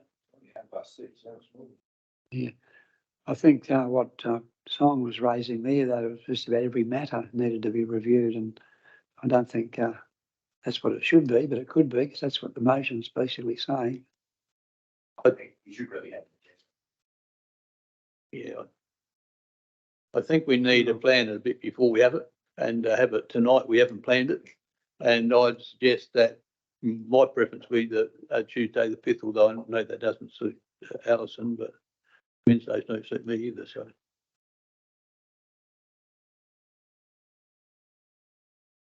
5 o'clock. 6:30, which it won't be. That's the Is there a middle ground here? I mean, I don't know what everyone's views are, but is there a middle ground that says some of these things are pretty obvious and straightforward, right? You know, so Fabio's flagpole, Councillor Fabio's flagpole. I think that was. That's tongue in cheek, sorry. Yeah, the some of this small stuff, right? It's pretty straightforward, but you know, can we park things like the car park, the Christmas parties, and the business alliance type stuff, and then this other stuff can sort of be at least accepted, and then that leaves a few things that just need to be worked through, or do we want to just go through all of it? And I don't have a fixed view on that, but I'd argue in favour of some things you just mentioned. In favour, okay. Well, we park the Christmas parties and they won't happen. Simple as that. Okay, well, maybe we need to park the whole thing. That's a fact. Yeah, but look, I don't think we're saying don't fund the Christmas party. That's what I thought I heard. No. What we're saying is out of this money, which was to be put to community things. So that's why we've got to sit down and actually work out what this money is to be. Is it to build things? Is it to have it for just to spank on community functions? Like, I don't see it as that, but maybe other councillors do. So I think we just have to work out what we want, because at the moment there's a difference in opinion of what we want. So we actually got to work out where the money is and what. The question is, what did we ask the community to do? With the original motion, the way I read it was to, build something like a, amenity or something. And I don't really mind the car park getting done, but to me, having money for the business alliance that's more like a grant to help a business. That's a grant funding, but this is more for, if you want to do a garden setup, you want to do a playground. That's what we might need to revisit what we put out there, though. Exactly. The rules. I think we're getting into workshop territory, but I would say that we ask the community what they want. We want to be careful we don't replace that with what we want. That's what I'm And saying. that's my comment to yours, councillor Colin, that we need to be careful that it's not our ideas that we force over the community ones. And if they want something that we didn't think of, we should respect that. But anyway, I think that's why we need a workshop. We need to discuss those things then rather than here. I agree. I mean, I agree entirely with what councillor Dean said. I mean, this is, it was a elected body driven thing, I suppose, to set it aside and go to the community, and the community have come back. But I mean, if I remember correctly, didn't we fund the Christmas party last year separately? We paid for the road closure, I We think. paid for road closure. Oh, we didn't. That's when we got in trouble. I thought we paid for something, but anyway. I mean, look, it says here. I'm sure we got leave of the meeting to have this discussion, didn't we? I think someone moved and seconded that. If we didn't, we better start. Someone moved, we have leave of the meeting to have a whole discussion. I mean, what we asked was that Continuing. for projects with broad community and social benefit. That was what was asked for. It's pretty open. I might have to put the motion because we haven't got leave of the meeting unless someone would like to move that way. Otherwise, I can put the motion. I move the motion be put. Just lock down the date. We just got to lock down the date, I'm advised. Can we take some advice from the CEO on staff availability and work from there? I think that first Tuesday in September, I think was a Tuesday which will work. Not sure what day that is. I'm okay with that. I think staff will be on, nothing's coming to mind. So if we meet on the 5th, is that practical to get a report in September from the 5th?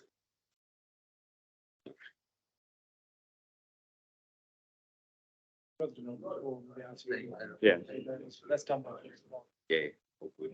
Okay. Yep. That's okay. All good. All right. One more question, if I may. Happy with the 5th of September, Tuesday the 5th? Councillor Simon? Can we also put in there then instead of Bob, do it back to a future meeting to the September meeting? Because we just got the confirmation that should be okay by our CEO, so. And the words? To be brought back to the September meeting. A report to this. Okay.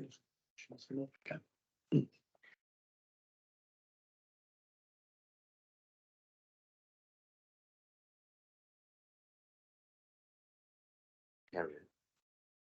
So I think that'll say council have a workshop on the 5th of September to discuss.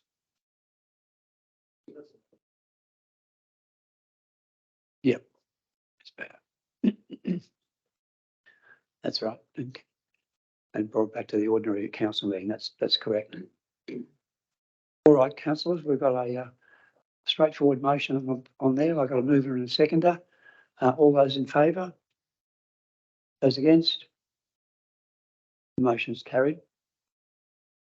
Thanks, councillors. That was a very healthy discussion. And, sorry, I was a little out of order not calling for a leave of the meeting to have a little open debate there, but sometimes it's healthy.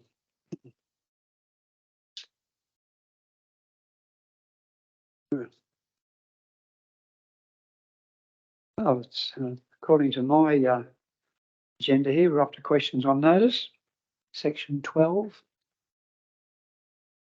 And the first one is 12.1, council's capacity for dealing with dogs, Councillor Bill. And the questions on there, and there's a response. Anything further to add to this?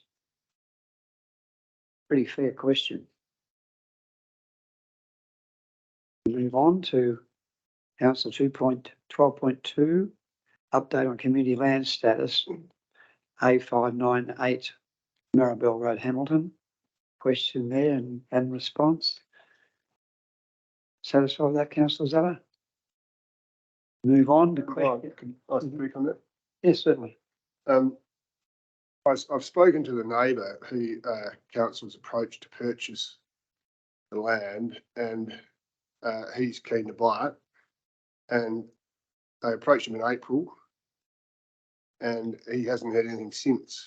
But he's been spoken to a lawyer who might be representing council, who seems to think that it's been held up by council, and he just would like to know why it's taking so long and wants it to be hurried up if possible, because the other landholder, there's only one landholder who's interested in buying and the other one's not.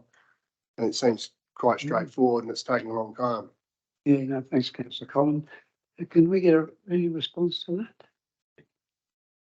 No, thanks, Megan. Through the chair, I'm not aware of any hold up by council other than the process for it to be placed into our name, our ownership. I was of the understanding everything was going through with the solicitor. I could find out though. He is going through the solicitor, and the solicitor tells him that the council's holding it up, is what he's told me. But Thanks, Megan. Does that mean that we have to go back to a solicitor to see what's going on? Okay, thanks. Thanks, councillor Collin. Anything further on that matter? If not, we work on the questions without notice. Yeah, and I do apologise in advance for this, but it only just came to mind because I've had some conversation with some members of the community, and also the mention tonight about DIT reviews that happen every 3 months or whatever. I'll just make a note that it's coming up to 12 months since the question was asked by the then Councillor Green and Councillor Dean in regards to speed limit updates or reviews, and also modifications to the pedestrian crossing and load limits for commercial vehicles along the main street as well of Kapunda. Could we just, and I don't expect an answer now, but unless you have one, but I was going to say otherwise, could we just have that included in next month's agenda for just discussion and a little bit of a report out, I guess, on where we're at with that. To call for a report. Yep. Thank you. Thanks, councillor Fabio. Do we need that in writing, or are we happy to just take that on? I can shoot you an email. Thank you, Megan. Thank you, councillor Fabio. Any further? Councillor Ellison. Through the chair, just a question in relation to Torts Road and the pipe work that's happening there at the minute, which we saw on Friday, which was a great demonstration, I thought. The excess soil that's being stored down on the railway corridor area. It's, yeah, I suppose once they put the pipes in, they're not needing all the soil to go back. So I've been asked a question on what's going to happen with that soil. Some of it's been spread along the railway line, and I understand that's filling in some divots or something, which is from the four-wheel drives that use that on a regular basis, but there's quite a bit of other nice road fill there, and the question's been raised on what council plan to do with that, and you know, is there a usage for that just with some of the road areas that could have that top dressed, I suppose, if that's the right word for it. Yeah, thanks, councillor Ellison. All right, thanks. Yeah, through the chair. So the main location that's been identified for surplus fill, and I'd call it surplus natural material, not necessarily the road base, because the road base will be essentially pushed to the side and reused on the road. But the natural material, the plan for that is to go to the former Roseworthy dump site as the closest site for that use. Typically, contractors might become aware of other uses for that. So I guess that's not necessarily mandated, but that's certainly the option that we've given them. Okay, so just further to that, through the chair, so is it just going to stay sitting there, or what, have we got a purpose for it? What's going to happen with it? I'd probably defer to one of our I&E colleagues who manage that site, and yeah, what their longer term plans are for the site are, I think. Yeah, through the chair, council continue to try to use recycled material at many stack sites throughout the area, and I don't know the quality of this material that's coming out, but it sounds the road material will be reused for the road, and it'll be surplus clay material, which would be unlikely to be used on road network. So outside of maybe a class 4 road or something. So we can probably investigate what the consumer material is and whether it's suitable for landfill or something like that when we come to do some works.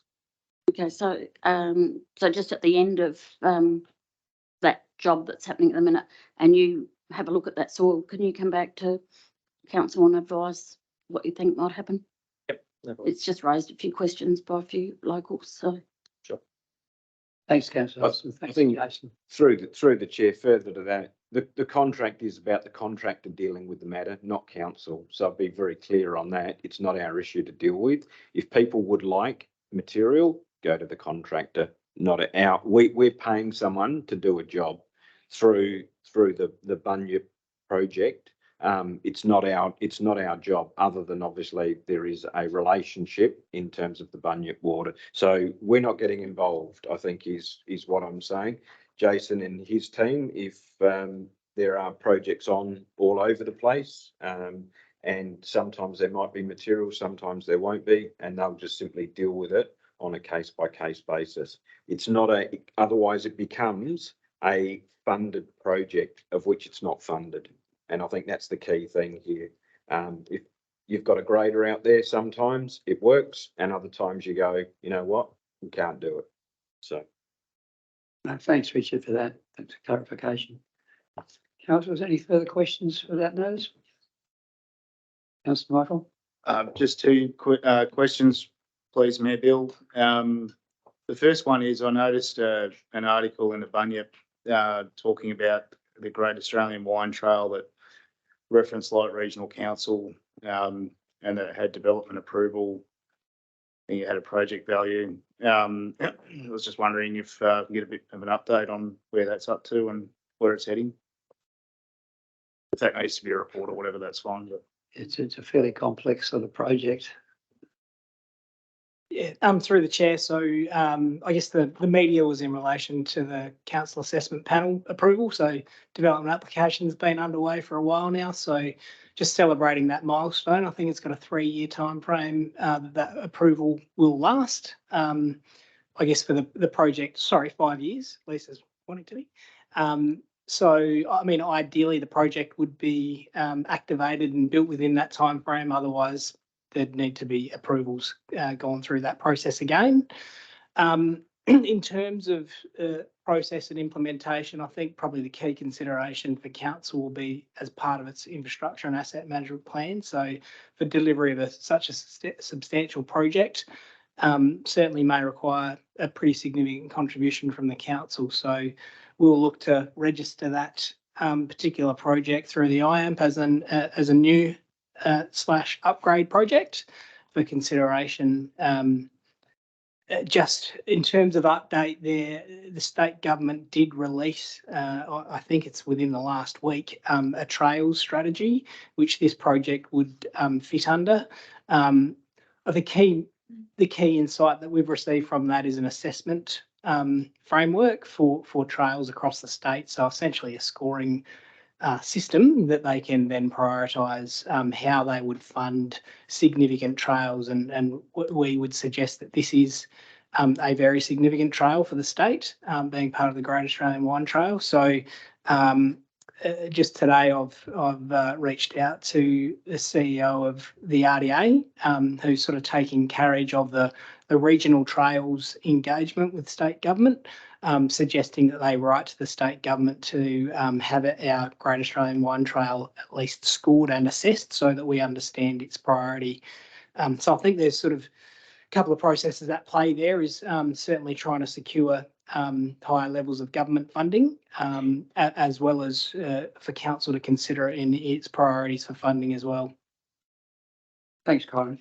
Yeah, that was an excellent answer, Kyron. Sorry, I had two questions. My other question's a little bit left field. What's council's attitude to new gas connections in developments in our council area? Is that something that we exercise a degree of discretion over or not.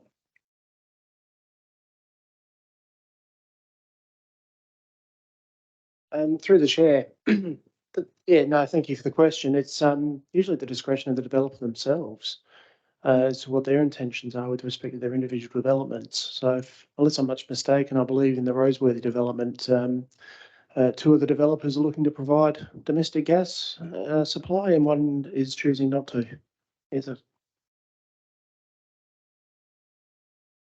I just add that globally, I think there's actually a trend to start going away from gas. I know certainly in news articles that I was following in New York, they're actually phasing out gas appliances and trending more towards renewable energy. So Yeah, so what prompted the question was that the City of Sydney Council has just resolved that there'll be no gas in any new development in their areas. So. All right, thanks for the question and thanks for the response. Councillor Simon. I do have one question. As part of our strategic land assemblage, there was 2 parcels of land in Roseworthy on Railway Terrace and Fords Road. They were going to be. Can have any update on where that's at? Yeah. Sorry about that. We're not in confidence at present. Are there any other questions without notice, councillors? If not, we do have some questions or motions, pardon me, so at 14.2. The first one, excuse me. 14.1. Oh, I see. 14.1, councillors. The dog attack at Hewitt. Councillor Michael. Thanks, Mayor Bill. Look, I won't re-canvass the circumstances of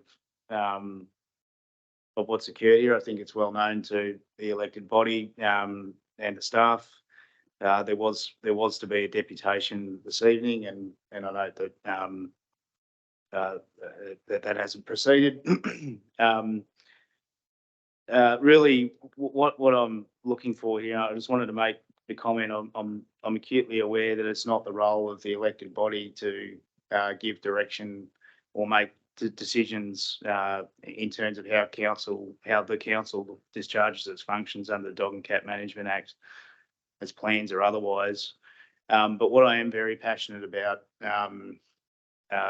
is that council and government decision making generally is open and transparent and open to scrutiny. I'm very much aware that there's two parties involved in this. It's not a great outcome for either of them.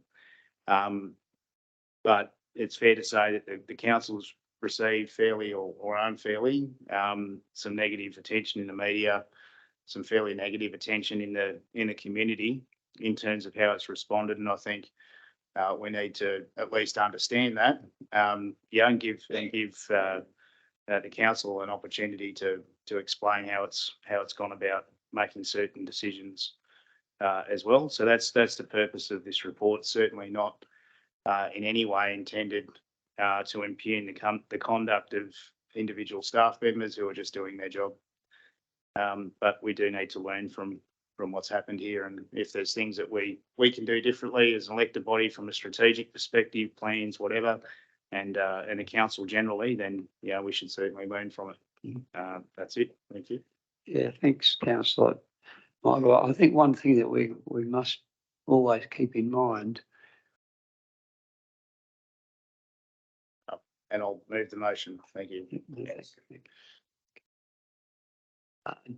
Just that we're dealing with people and we're dealing with staff members, and I know for a fact that I think the staff members in this particular instance have been hurt badly by this particular matter. It doesn't surprise me.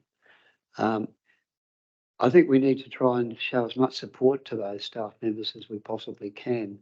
I don't think this motion here affects that thinking. I think that's fine, but just to use this as a vehicle for me to say this, I think we do need to be mindful that we're dealing with 2 people here that have been very dedicated and very efficient and remain that way as council staff members one of them for many years, and he's, you know, done a mighty job over that period, and I'd hate to see that us lose those people, lose that you know, that experience.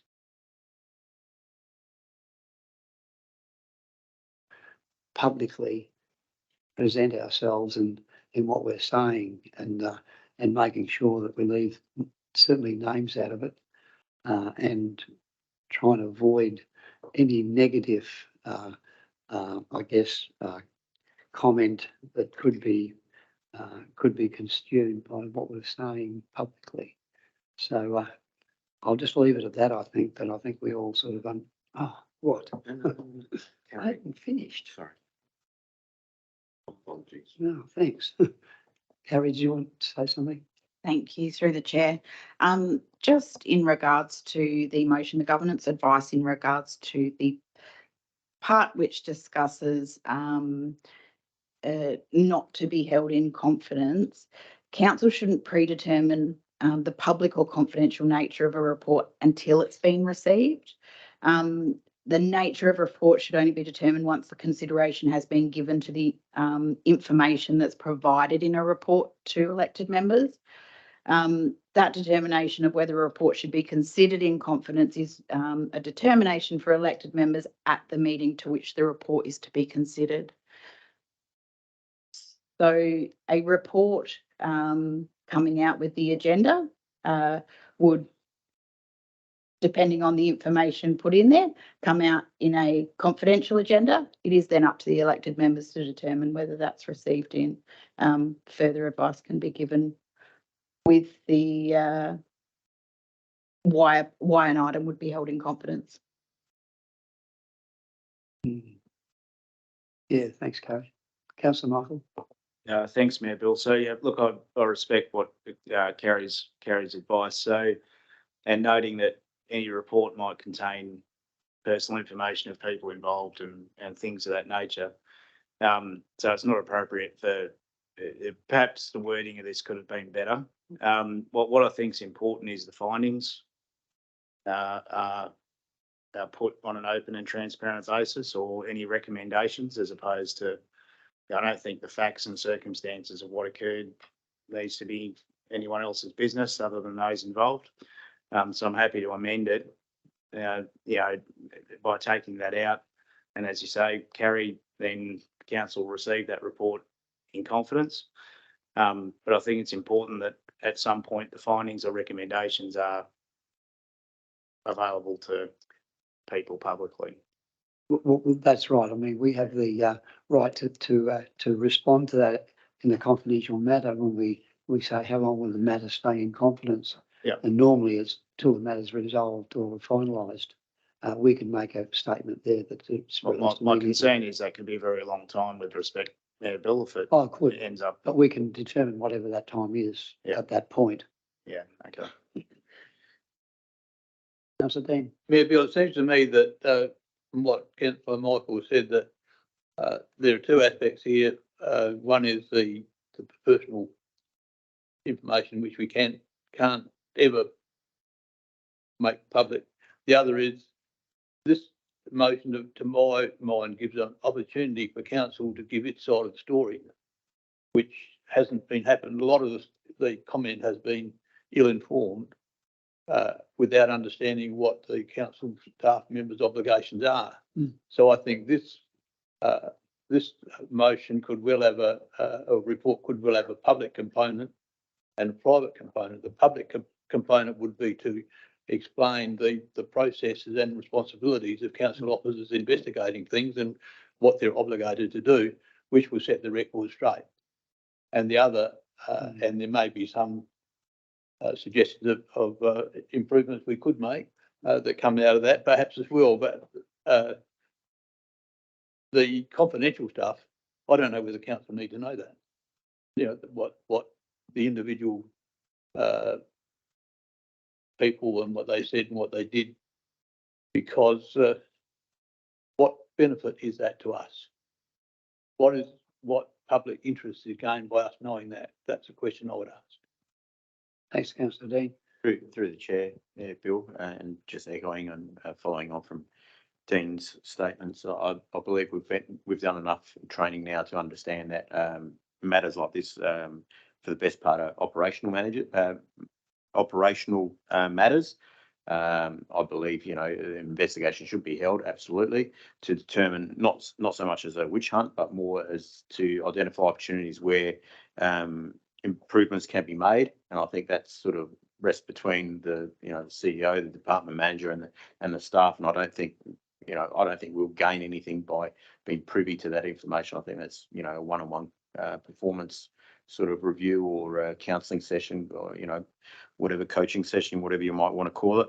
I think the part that I found disturbing about this, and following the social media and also receiving messages and whatever from Miss Dawes, was the public's lack of understanding between what role the elected members play, and their level of action that they can. That I'm struggling to find the words here, but they're basically looking for at the elected members and expecting us to override the council and potentially override cat and dog management legislation, which is obviously not our position to do so. But and incorrectly they have done that. Ultimately, though, I believe it will affect the level of trust that the community has in the elected members, particularly the ones from that ward. I know Councillor Allison and Councillor Michael have done a formidable job, I believe, at trying to keep those public relations going. But it would be nice if the council could somehow be seen to be supporting councillors of that ward as well, to sort of just redefine the lines of what they can and can't do, and make that public, I guess, just to so there's an understanding that there is limitations between what they can do. There's limitations, obviously, what the council can do as well. But let's be clear and transparent on all of that. Yeah, thanks, Councillor Fabio. Can I just, thanks, Mayor Bill, just further to what Councillor Fabio said, which I agree. The calls that I'd been receiving were from members of the community saying, well, we elected you into the position of council, why aren't you doing something? So further to that, yes, they don't understand the role of a council elected member versus the council office. So I 100% agree that it'd be nice if that could probably be defined or advised, so that people do understand that, when you ring up and say, well, you need to speak to the council office, well, what are you doing for us? We put you there. You need to fix it. You need to get onto it. You need to pull all these stuff into line. And they don't understand. And that's it at the bottom line. Look, and I'll admit I was one of those going back. I thought, right, my council person, elected member needs to get on and sort some of these things. But until you actually sit in the role and do the training and understand what people do, it's very different. So, yeah. Mayor Bill, I agree with that. And I found in my role as receiving stuff from the community, a lot of what I do is educating them what my responsibility is and what staff is. And it's a never-ending job. But we've got a responsibility to do that too. And every time that someone phones and does that sort of thing, we need to explain that to them, which is difficult. You've sometimes got to listen to them, let them cool down first before you can do it, because if you tell them too soon, they're not going to take notice of you anyway. Thanks, Councillor Dean. I'll just pass over to Richard. Yeah, thank you, Mayor Bill. Look, staff's very supportive of this this motion that is here, and I think, as Carrie said, other than the in confidence part, and it isn't to say that it won't be in confidence, but over the next few weeks, as we develop the report, it may be appropriate that it is. It may be appropriate that it isn't. So to make the motion now is all we would be saying is that's very. It very much would lock us in, and it may well be that what we do is bring back a report that is in confidence, because that is the best way to actually convey all of that information that's being requested.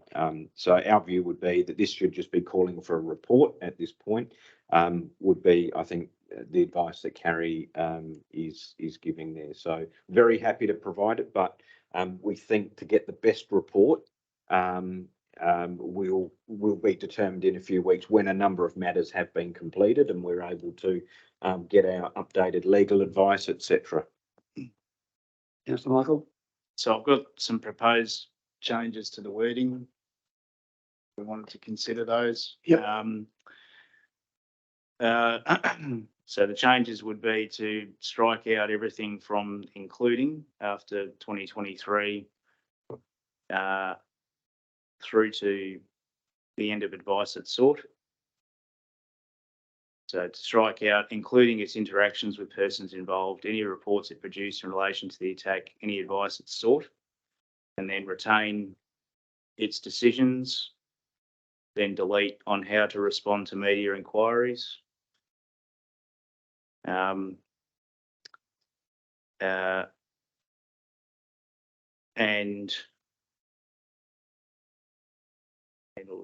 any other. Do you want how it applied or in this particular instance? Yeah, and any improvements that can be made in terms of educating the community and how it responds to these issues and its own procedures. And then remove the reference to it being not held in confidence.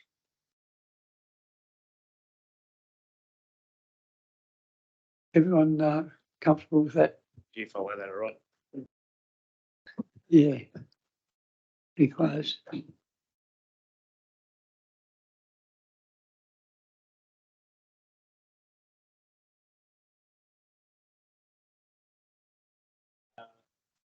That can be made in terms of educating the community in how these issues and make general.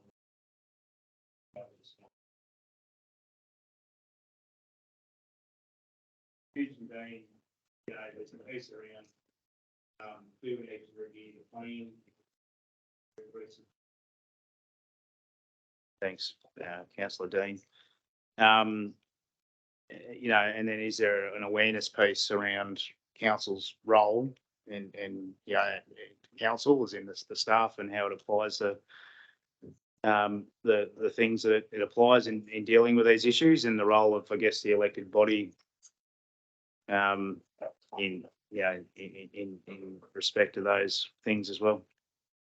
Thank you, Councillor Michael. Could I just, through the chair, and at the risk of seeming like I'm wordsmithing you, but I can read that two ways, and one is in the way that it's educating the community. So it's almost like saying that we're going to be educating the community, which is kind of almost like talking down to them. Is there a way we can perhaps, informing perhaps? Yeah, that's a good pickup, Councillor Fabio. Happy with that, Councillor Michael? Yeah. All right. Can you clarify that the seconder is happy with the amount of variation? I just asked. The seconder, Councillor Collins. Oh, the second. You're happy with the variation? Thank you. All right, councillors, I think we've done this one to death almost. So I've got a motion, a mover and a seconder. All those in favour? Those against, that's carried. Thanks very much. And thanks for the time and effort you've put into this too, Councillor Michael. Move on to 14.2. Again, similar topic. Would you like to talk to this motion, Councillor Michael? Yeah, just briefly, Mayor Bill. So this is distinguished from 14.1 on the basis that what I'm calling for here is a report on all dog incidents or whatever under the Dog and Cat Management Act, specifically dog attacks. I've been made aware through the course of this past event at Hewitt occurring of at least two others that community members are unhappy with, I guess, the way it's been dealt with. So I'd be just curious to understand, how often is this happening? How's it being dealt with? And I guess they'll be read together with what comes out of 14.1. Like to move that motion, councillor Michael? Yeah, I'll move the motion. Thanks, Mayor. Do I have a seconder? Councillor Ellison. Any further comments or questions, councillors? If not, I'll put the motion. All those in favour? Those against? You're for? Motion's carried. Thanks, councillors. Move on now to 14.3. This is a rates revenue variation.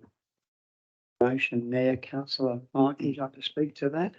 Thanks, Mayor Bill. I'm a little bit confused about the variation piece. I don't know if I put that into the title or not, but I guess just to explain, as you know, the elected body are probably aware, and perhaps some of the staff, there's been some coverage in the media and feedback through social media from ratepayers about the increase in their bill rate for the year. And I think we, as an elected body, felt that, you know, or certainly I did, that we'd done our best to limit those impacts through the annual budgeting process. But it appears for whatever reason it hasn't been received that way. It could be something to do with valuations. I guess what all I'm calling for here, I don't know what the answer is.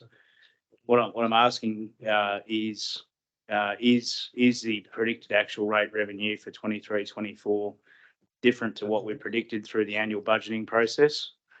And if it is, can the difference be rebated to ratepayers through an adjustment, or how would otherwise be dispersed? That's it's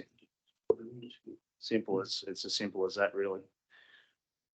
Yeah, thank you, councillor Michael. I do understand that our finance manager will be preparing a report, but I think this will sort of support the need for that report as well, and perhaps it might expand on what he was going to report anyway.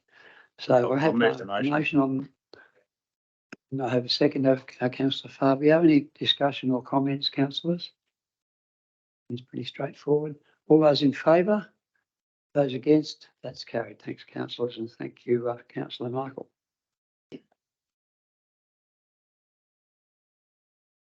14.4 is an amendment to the Code of Practice for Meeting Procedures from councillor Michael.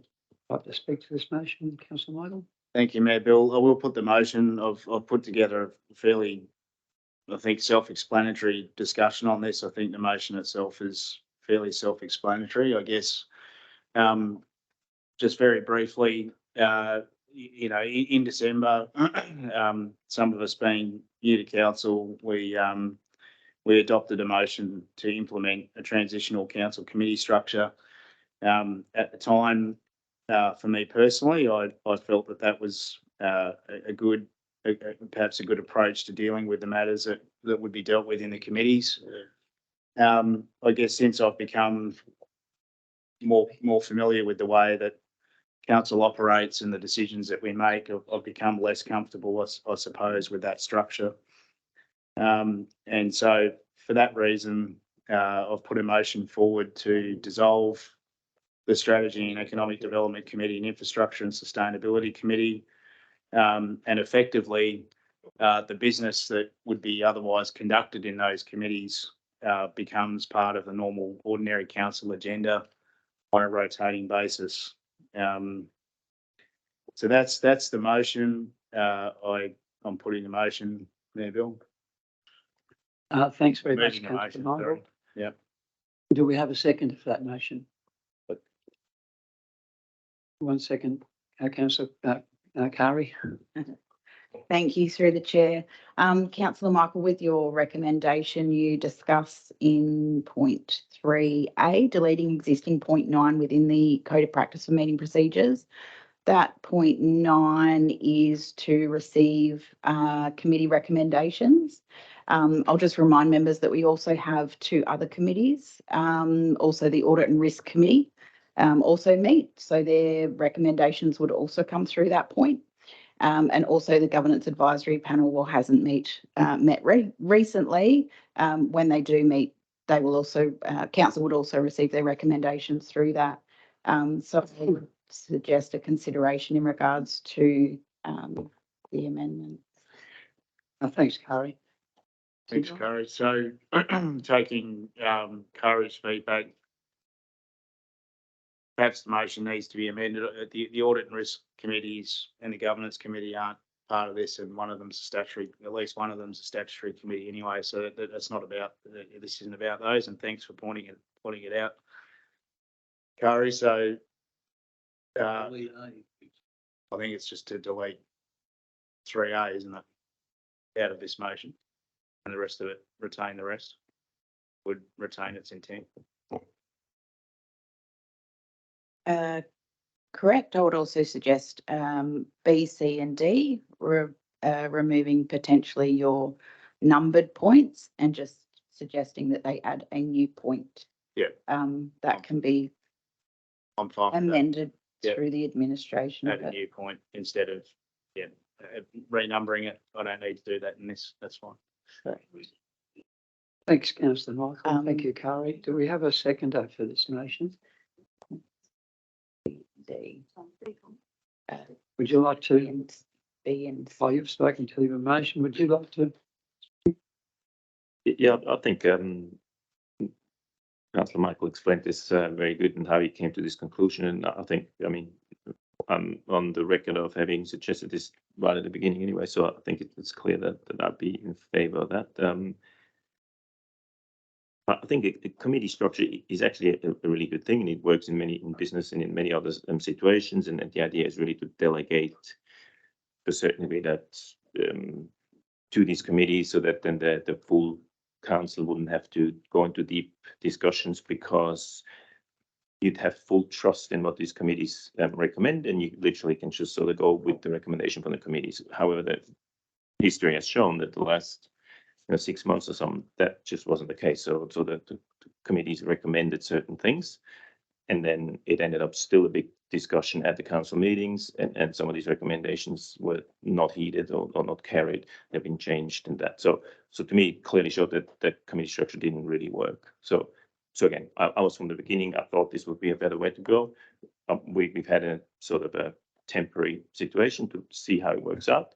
And as we, in there, it said, as soon as we got a new, our CEO is, a new CEO is in place, we'll revisit this. And I think this is what we're doing here. And I think it's a good thing.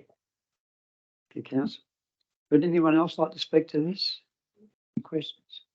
Councillor Bill. Mr. Mayor, yeah, I'm not sure with this amendment. I'd just like to see a review time put in 12 months' time. We'll review the change. I'm quite happy with the motion, but I think we perhaps just have a review stage in 12 months' time.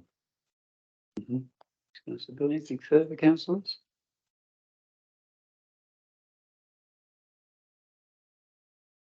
I'd just say that if we're not happy in 12 months, we pass the motion, but in 12 months' time, we find, because the committees have advantages of being able to get into more detail. And sometimes when we're reviewing all the applications for funding, we can spend an hour looking at those applications, which is probably not advantageous on the council time. So there's the odd time that they're really beneficial. So I just think perhaps leave it open in 12 months' time to say, look, it's working well, great. It's not, let's have a review. So that was. I don't know whether you want to add that, Michael, or whether you want to. No, I'm happy with that. All right. Any further questions or comments, councillors? Just a review in 12 months to be included in the recommendation down the bottom there. For this motion to pass too, we need 2/3 of the council to vote in favour of it under the regulations. Could I just ask a question? Is that right? You need 2/3 of the majority? I thought it's only if you are changing a committee, you need 2/3. If you're dissolving a committee, you don't need 2/3 majority. Change the code practice. Oh, okay, right.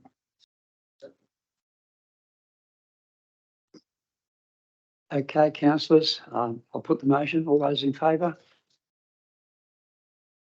Those against? That's carried. Thanks, councillors. Time will tell.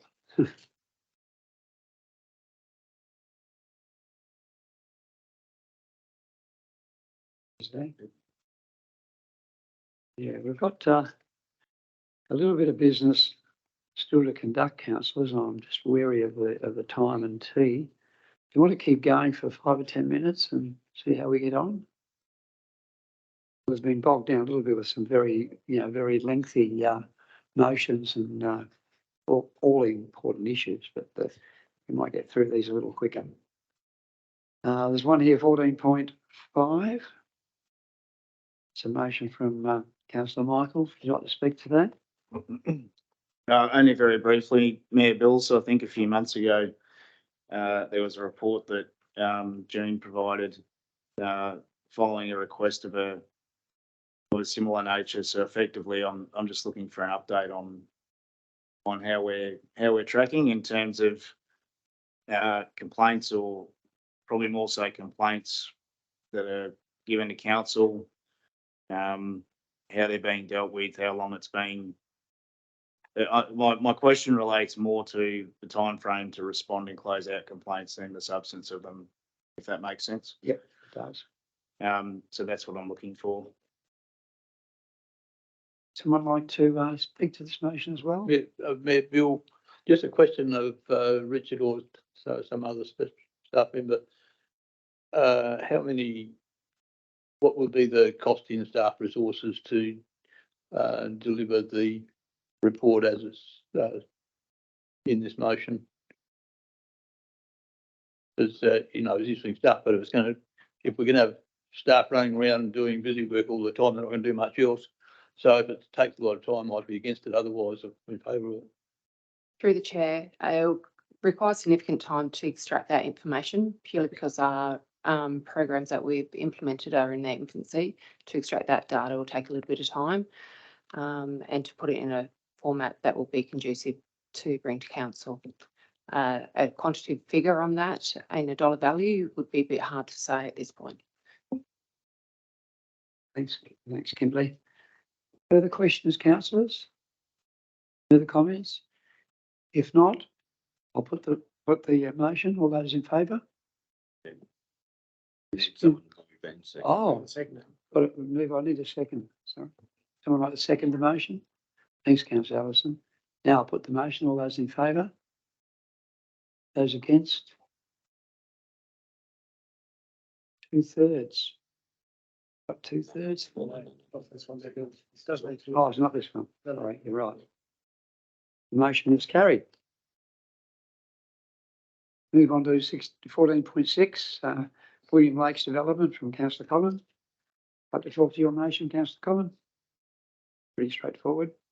Yeah, it is pretty straightforward. They're pretty basic questions as well. It's just that after the report we had last week, I just had a few questions. I was travelling around Spain a few months ago, and there's all the open water places were dry because they're going through a drought. For my own benefit, I just wanted to know these answers in this. If we get this report, just so we don't have the same problem here if it's ill-conceived. So I'm just making sure that everything's been covered, and for my own peace of mind, really. So yeah, I just hope people support the report. Would someone like to second this particular motion, Councillor Michael? Any further questions, councillors, or comments? If not, I'll put the motion. All those in favour? Those against? That's carried. Better to be safe than sorry, Councillor Collin. That's right.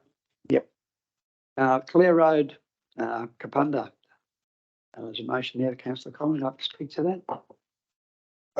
Yeah, I think people living in Kapunda will know that Clare Road has been a problem for quite a while, and I've had quite a few residents who live on it, and also people that live in Kapunda who have asked about it, and it's been discussed a lot over a lot of years. So I'd just like a report so that the public could know where it's up to, and I think it seems to be DIP comes up quite often. So whether we can get a report from them, or I don't know how we proceed, but I'd just like to know what's going on.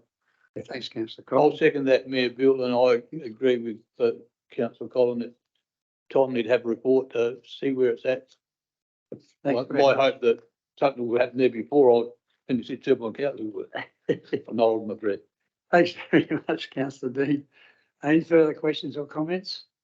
If not, I'll put the motion. All those in favour, those against, that's carried. Move on now to the Code of Meeting Practice for Procedures of Amendments 14.8. This is the one where we need. No, it's not. Would you like to speak to your motion, councillor Simon?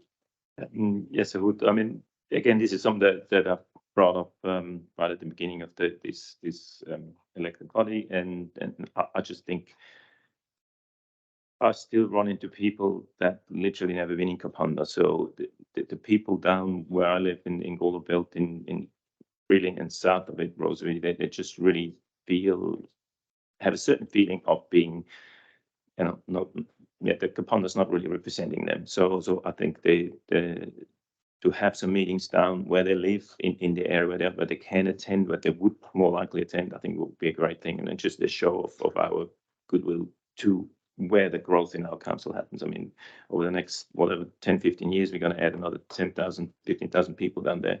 We really need to be better to these people. Kapunda's just a bit too far away. So I think it would be a great idea to alternate the meeting. And then I have to add to that there will be some cost involved.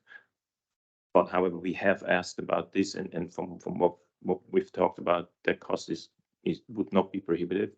The second thing that I probably want to mention is that the only cost that will be, I mean, there will be some staff time and traveling and that minor stuff, but I mean, then there might be some cost involved in setting up the media microphones, or probably more. It's probably more about the ability to record and put it out on YouTube.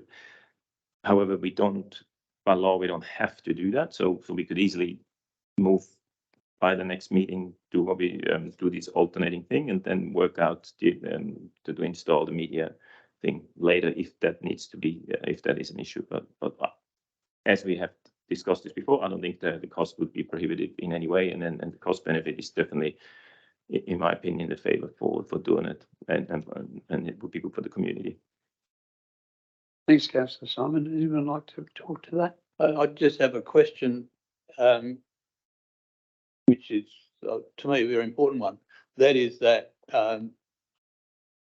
if there's any intention of starting meetings at Hewitt without individual microphones, I'm afraid that that's discriminatory against those people like myself for hard of hearing. And I certainly would not, whilst I'm in favour of the concept, I'm only in favour of the concept if we can deliver a functional council. And in my view, because we got some old people that haven't got regular hearing, it's not a functional council, we can't hear. So therefore, that needs to be, I think, an absolute requirement that we deliver an environment where the hearing is as good as it is here, and the other media stuff is as good. Thank you, councillor Dean. Any further comments, councillors? Councillor? I agree, but I'm just thinking, it says here, unless otherwise resolved by council to an alternative location. What is the alternative location?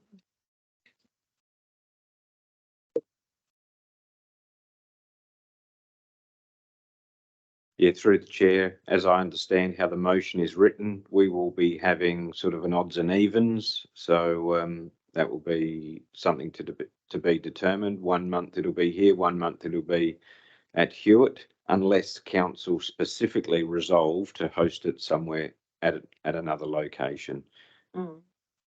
So it is, the motion is as simple as that. Okay.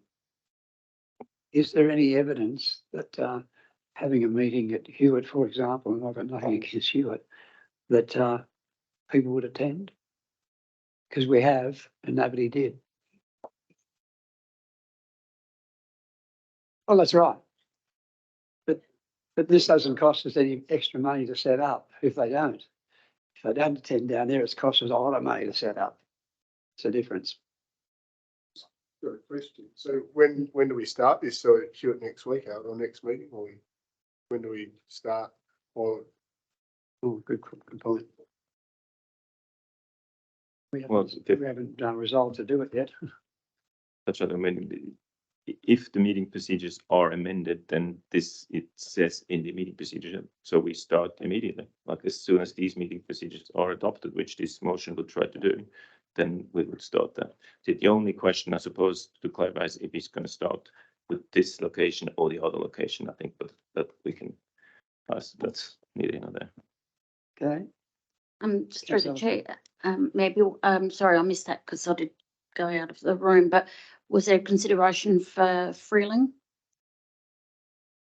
within that? Has that been discussed? Because that's set up in the meeting room there at Freeling where we did the CEO. Freeling wasn't mentioned through the chair. okay. Freeling wasn't mentioned specifically. It was mentioned between Kapunda and Hewitt Centre with other venues, you know, ad hoc, I guess, whether it be Freeling, Wasleys, Greenock, whatever, I guess. I would have thought at any one time council can resolve to meet wherever they want. And so if it was important, something was happening in the Hewitt region, for example, and we thought it was very important that council meet down there, we just go and do it. We've done But I understand what Councillor Dean's got to say, because I've got a similar hearing problem as well. I'm sure there'll be other people around that may have also. And just the setup and all of the technology and everything else that we've got to apply to meet somewhere else, for what principal reason other than we've met somewhere else? If people are not going to attend the council meetings, and council meetings are notorious for people not attending unless they've got a specific issue or presenting. We know that. We've been in council long enough to have that experience. So I just wonder what the evidence is that would drive us to want to do this. Yeah, Councillor Michael. Thanks, Mayor Bill. Look, I'm in support of this. I think we discussed it in a previous meeting and we deferred the decision. This might have been covered while I was out of the room, but I feel like we've discussed it and we deferred it on the basis that we wanted to understand what the cost would be. Certainly, I agree with Councillor Dean that, it needs to be an appropriate facility, but, part of me thinks we're overthinking this a little bit. And, I think the point here that Councillor Simon's trying to make is that, if we bring these meetings to the community, I guess we're sending them a message that we're here and we're available, and they may choose to avail themselves of that access or they won't. I'm quite open to the idea of not limiting it to the Hewitt Centre either. I guess it would be for the management to determine what the most cost-effective way of providing some mobility for these meetings, what that could be, I suppose. Because we don't want to be setting up something like this at 4 or 5 different locations. I'm sure people in Wasleys would be glad to see us once in a while. So if there's a way that we can be a little bit more mobile, I think that's a good thing. And this is at least a step in that direction. Thanks, Councillor Michael. Would anyone else like to speak? I haven't got a second for this motion yet, by the way. Councillor Michael, thank you. Mr. Mayor, just a question, if I may. Has the CEO got any idea of the cost of doing this? I wouldn't know what the cost is of hiring of the audio equipment or purchasing extra audio equipment, but one thing I do know is that we wouldn't be disassembling this room every month and then resetting it up. So I couldn't say what that cost is. Look, in reality, I think in terms of the staff required to go and set up, I would say it would probably turn out to collectively about 10 hours per meeting for staff to go and set it up. As I say, plus there's some other either hiring or buying a portable set of equipment so that we could properly set it up. Yeah, I couldn't say what that is, but I would imagine you're probably looking in probably, you know, the 5 to 10 grand mark to sort of set that up. And yeah, We'd have to hire the hall. no, to buy it, to go and buy. So this equipment, so the equipment that we have here is basically all cabled. I imagine what you'd probably try and do is find a Bluetooth system so that you're just sitting, you know, something on your desk with battery sort of power. So you'd have to go out and buy that sort of equipment. And then, like I say, each meeting that was, if you like, an away game, so to speak, probably about 10 hours for staff other than the staff that are in the room to go down and set up a room. Yep, 60 hours plus we would be looking at hiring a facility. So if we look at the Hewitt Centre, and I can't remember the exact dollar, I think it's about $300 to $400, which we pay, and we already pay that when we have different events down there, or the farm centre, or any of those places. We already pay. So if it's not our facility, yeah. And I mean, we've had, you know, we've had some good meetings down at the Hewitt Centre. I think they work quite well. The acoustics are terrible unless we go off into one of the side meeting rooms. But I think if you go into the side meeting room where we did our Stillwell session, you realise that by the time you sort of get the 10 elected members and 5 general managers, there's not a lot of wriggle room in there. So yeah, look, I mean, I don't want to sway the decisions, but my suggestion would be to resolve to find an alternative location for a one-off meeting to actually test it out before making you know, the commitments. Alternatively, I would suspect that on the second Tuesday we're going to start having workshops, and again, they're alternatives to have workshops at other locations. Maybe we don't need the same level of equipment, you know, we don't record them. There's just some different things, but I would think testing it, dipping our toe in the water as a starting point is probably not silly before we actually start making some longer term commitments. But there is a mover, there is a seconder. Yeah, but just thinking about this, the concerns about the microphone and the IT. I mean, it's not that hard to get, almost like a PA system. You put your hand up, you get the microphone, you put it back. It's probably controls this a little bit better because we get a bit confused about the order anyway. You know, we don't doesn't need to be like this. Just something to think about. We know of any council in local government sector that does this regularly? I Is there think any evidence anywhere of that? the Mount Lofty moves around a little bit. Right. Goes to Labourthorpe sometimes. Adelaide Hills on not alternatively, but you know, once or twice a year. Yeah, I can understand the thinking behind it. But I also can understand that the community out there might think it's rather strange also that we have a council chamber we spend a lot of money on, and it's our headquarters, and we don't meet there.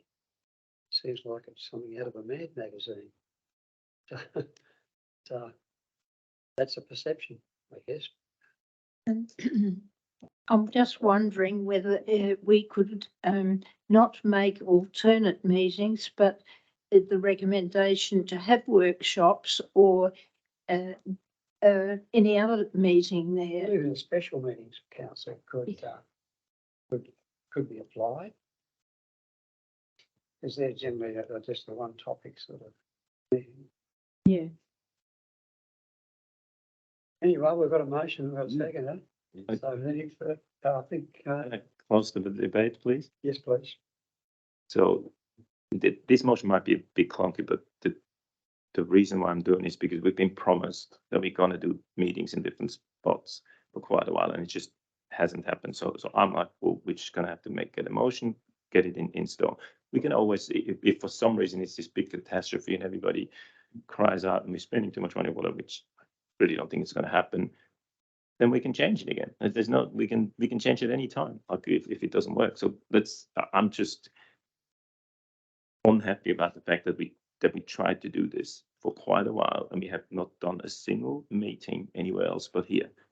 So let's get this done. Let's get a few meetings done and like down there, see how it works. And if everybody's unhappy, we'll change it again. I just think we need to do it finally. We've been talking about it for too long and been promised this and promised that, and it just hasn't happened. So I just want to do it.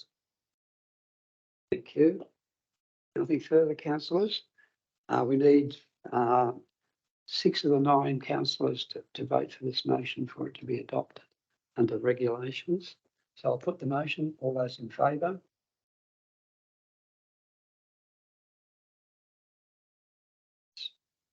That's 4. 5. Motion fails. Needed 6.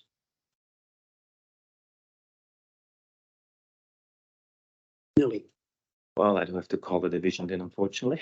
Oh, for goodness sake. You can call it. There's all those who voted in favour of the motion, stand behind your seats, please.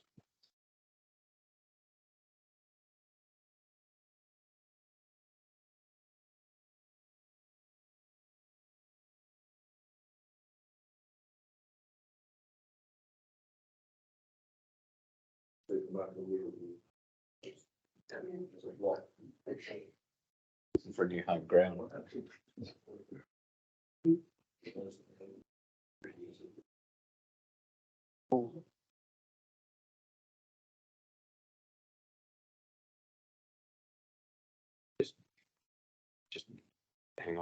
Just hang on, hang on 2 ticks, sorry.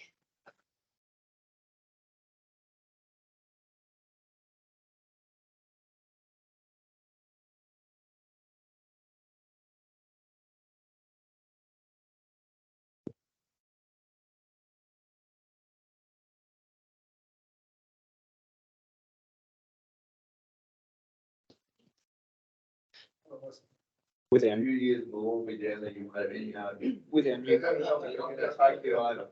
new community transport. If you say you can call the bus. That's the matter of time. We've got a second motion here from councillor Simon Zeller.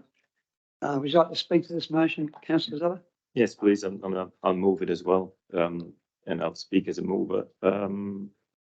Again, this is something that we've been talking about. I think everybody agrees that sometimes we get really long agendas and there's just not enough time, especially for the people that work full time and have other commitments like family and sports and everything else. To just then have 2 days over the weekend is just really not enough. And I absolutely acknowledge that staff has been trying really hard to put it out earlier and they've been fairly successful at that, I have to admit.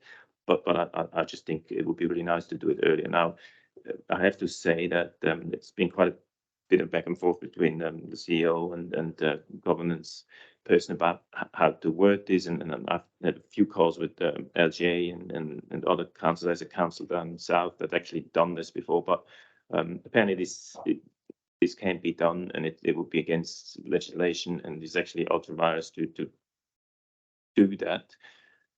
I have to point out that, like I said, there's a council at Norah Court, Lucindale, that has done that, and I have no idea how they could have done something that's ultra-virus, but they did, and they're still doing it that way. But there's actually no legal way to change these points the way I would like them changed. So I'm not even really sure if we need a motion preparing a report about telling us that we can't do it because we probably can't. So the only thing that I would hope for is, and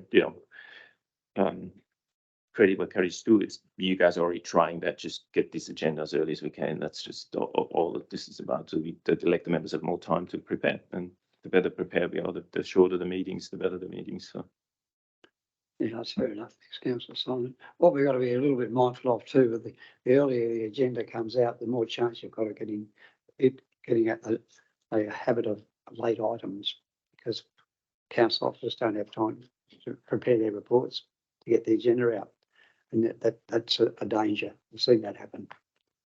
But anyway, we've got a motion there. We've had one mover. Would anyone else like to speak to this motion? You, Councillor Donald. Second and speak to it. I think if you do look at the agenda, it comes out, it's still a month apart, so it doesn't make it any different. The other thing is if late items do come in, you do have questions without notice and motions without notice, so they can be dealt with in another way. This is only a report, and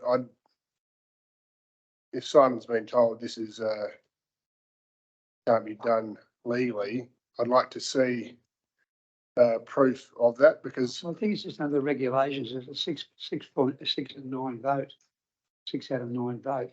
Like the previous one was. This is for a report bill, not for a change. So okay. I'd just like to also make sure that it is legal, these amendments, if we did do them, because I know, as Simon said, Lucendale, Narra Court and Lucendale councils have done it, and they tell me it's working very well. And the management, although were resistant to it, have come around and it's working quite well.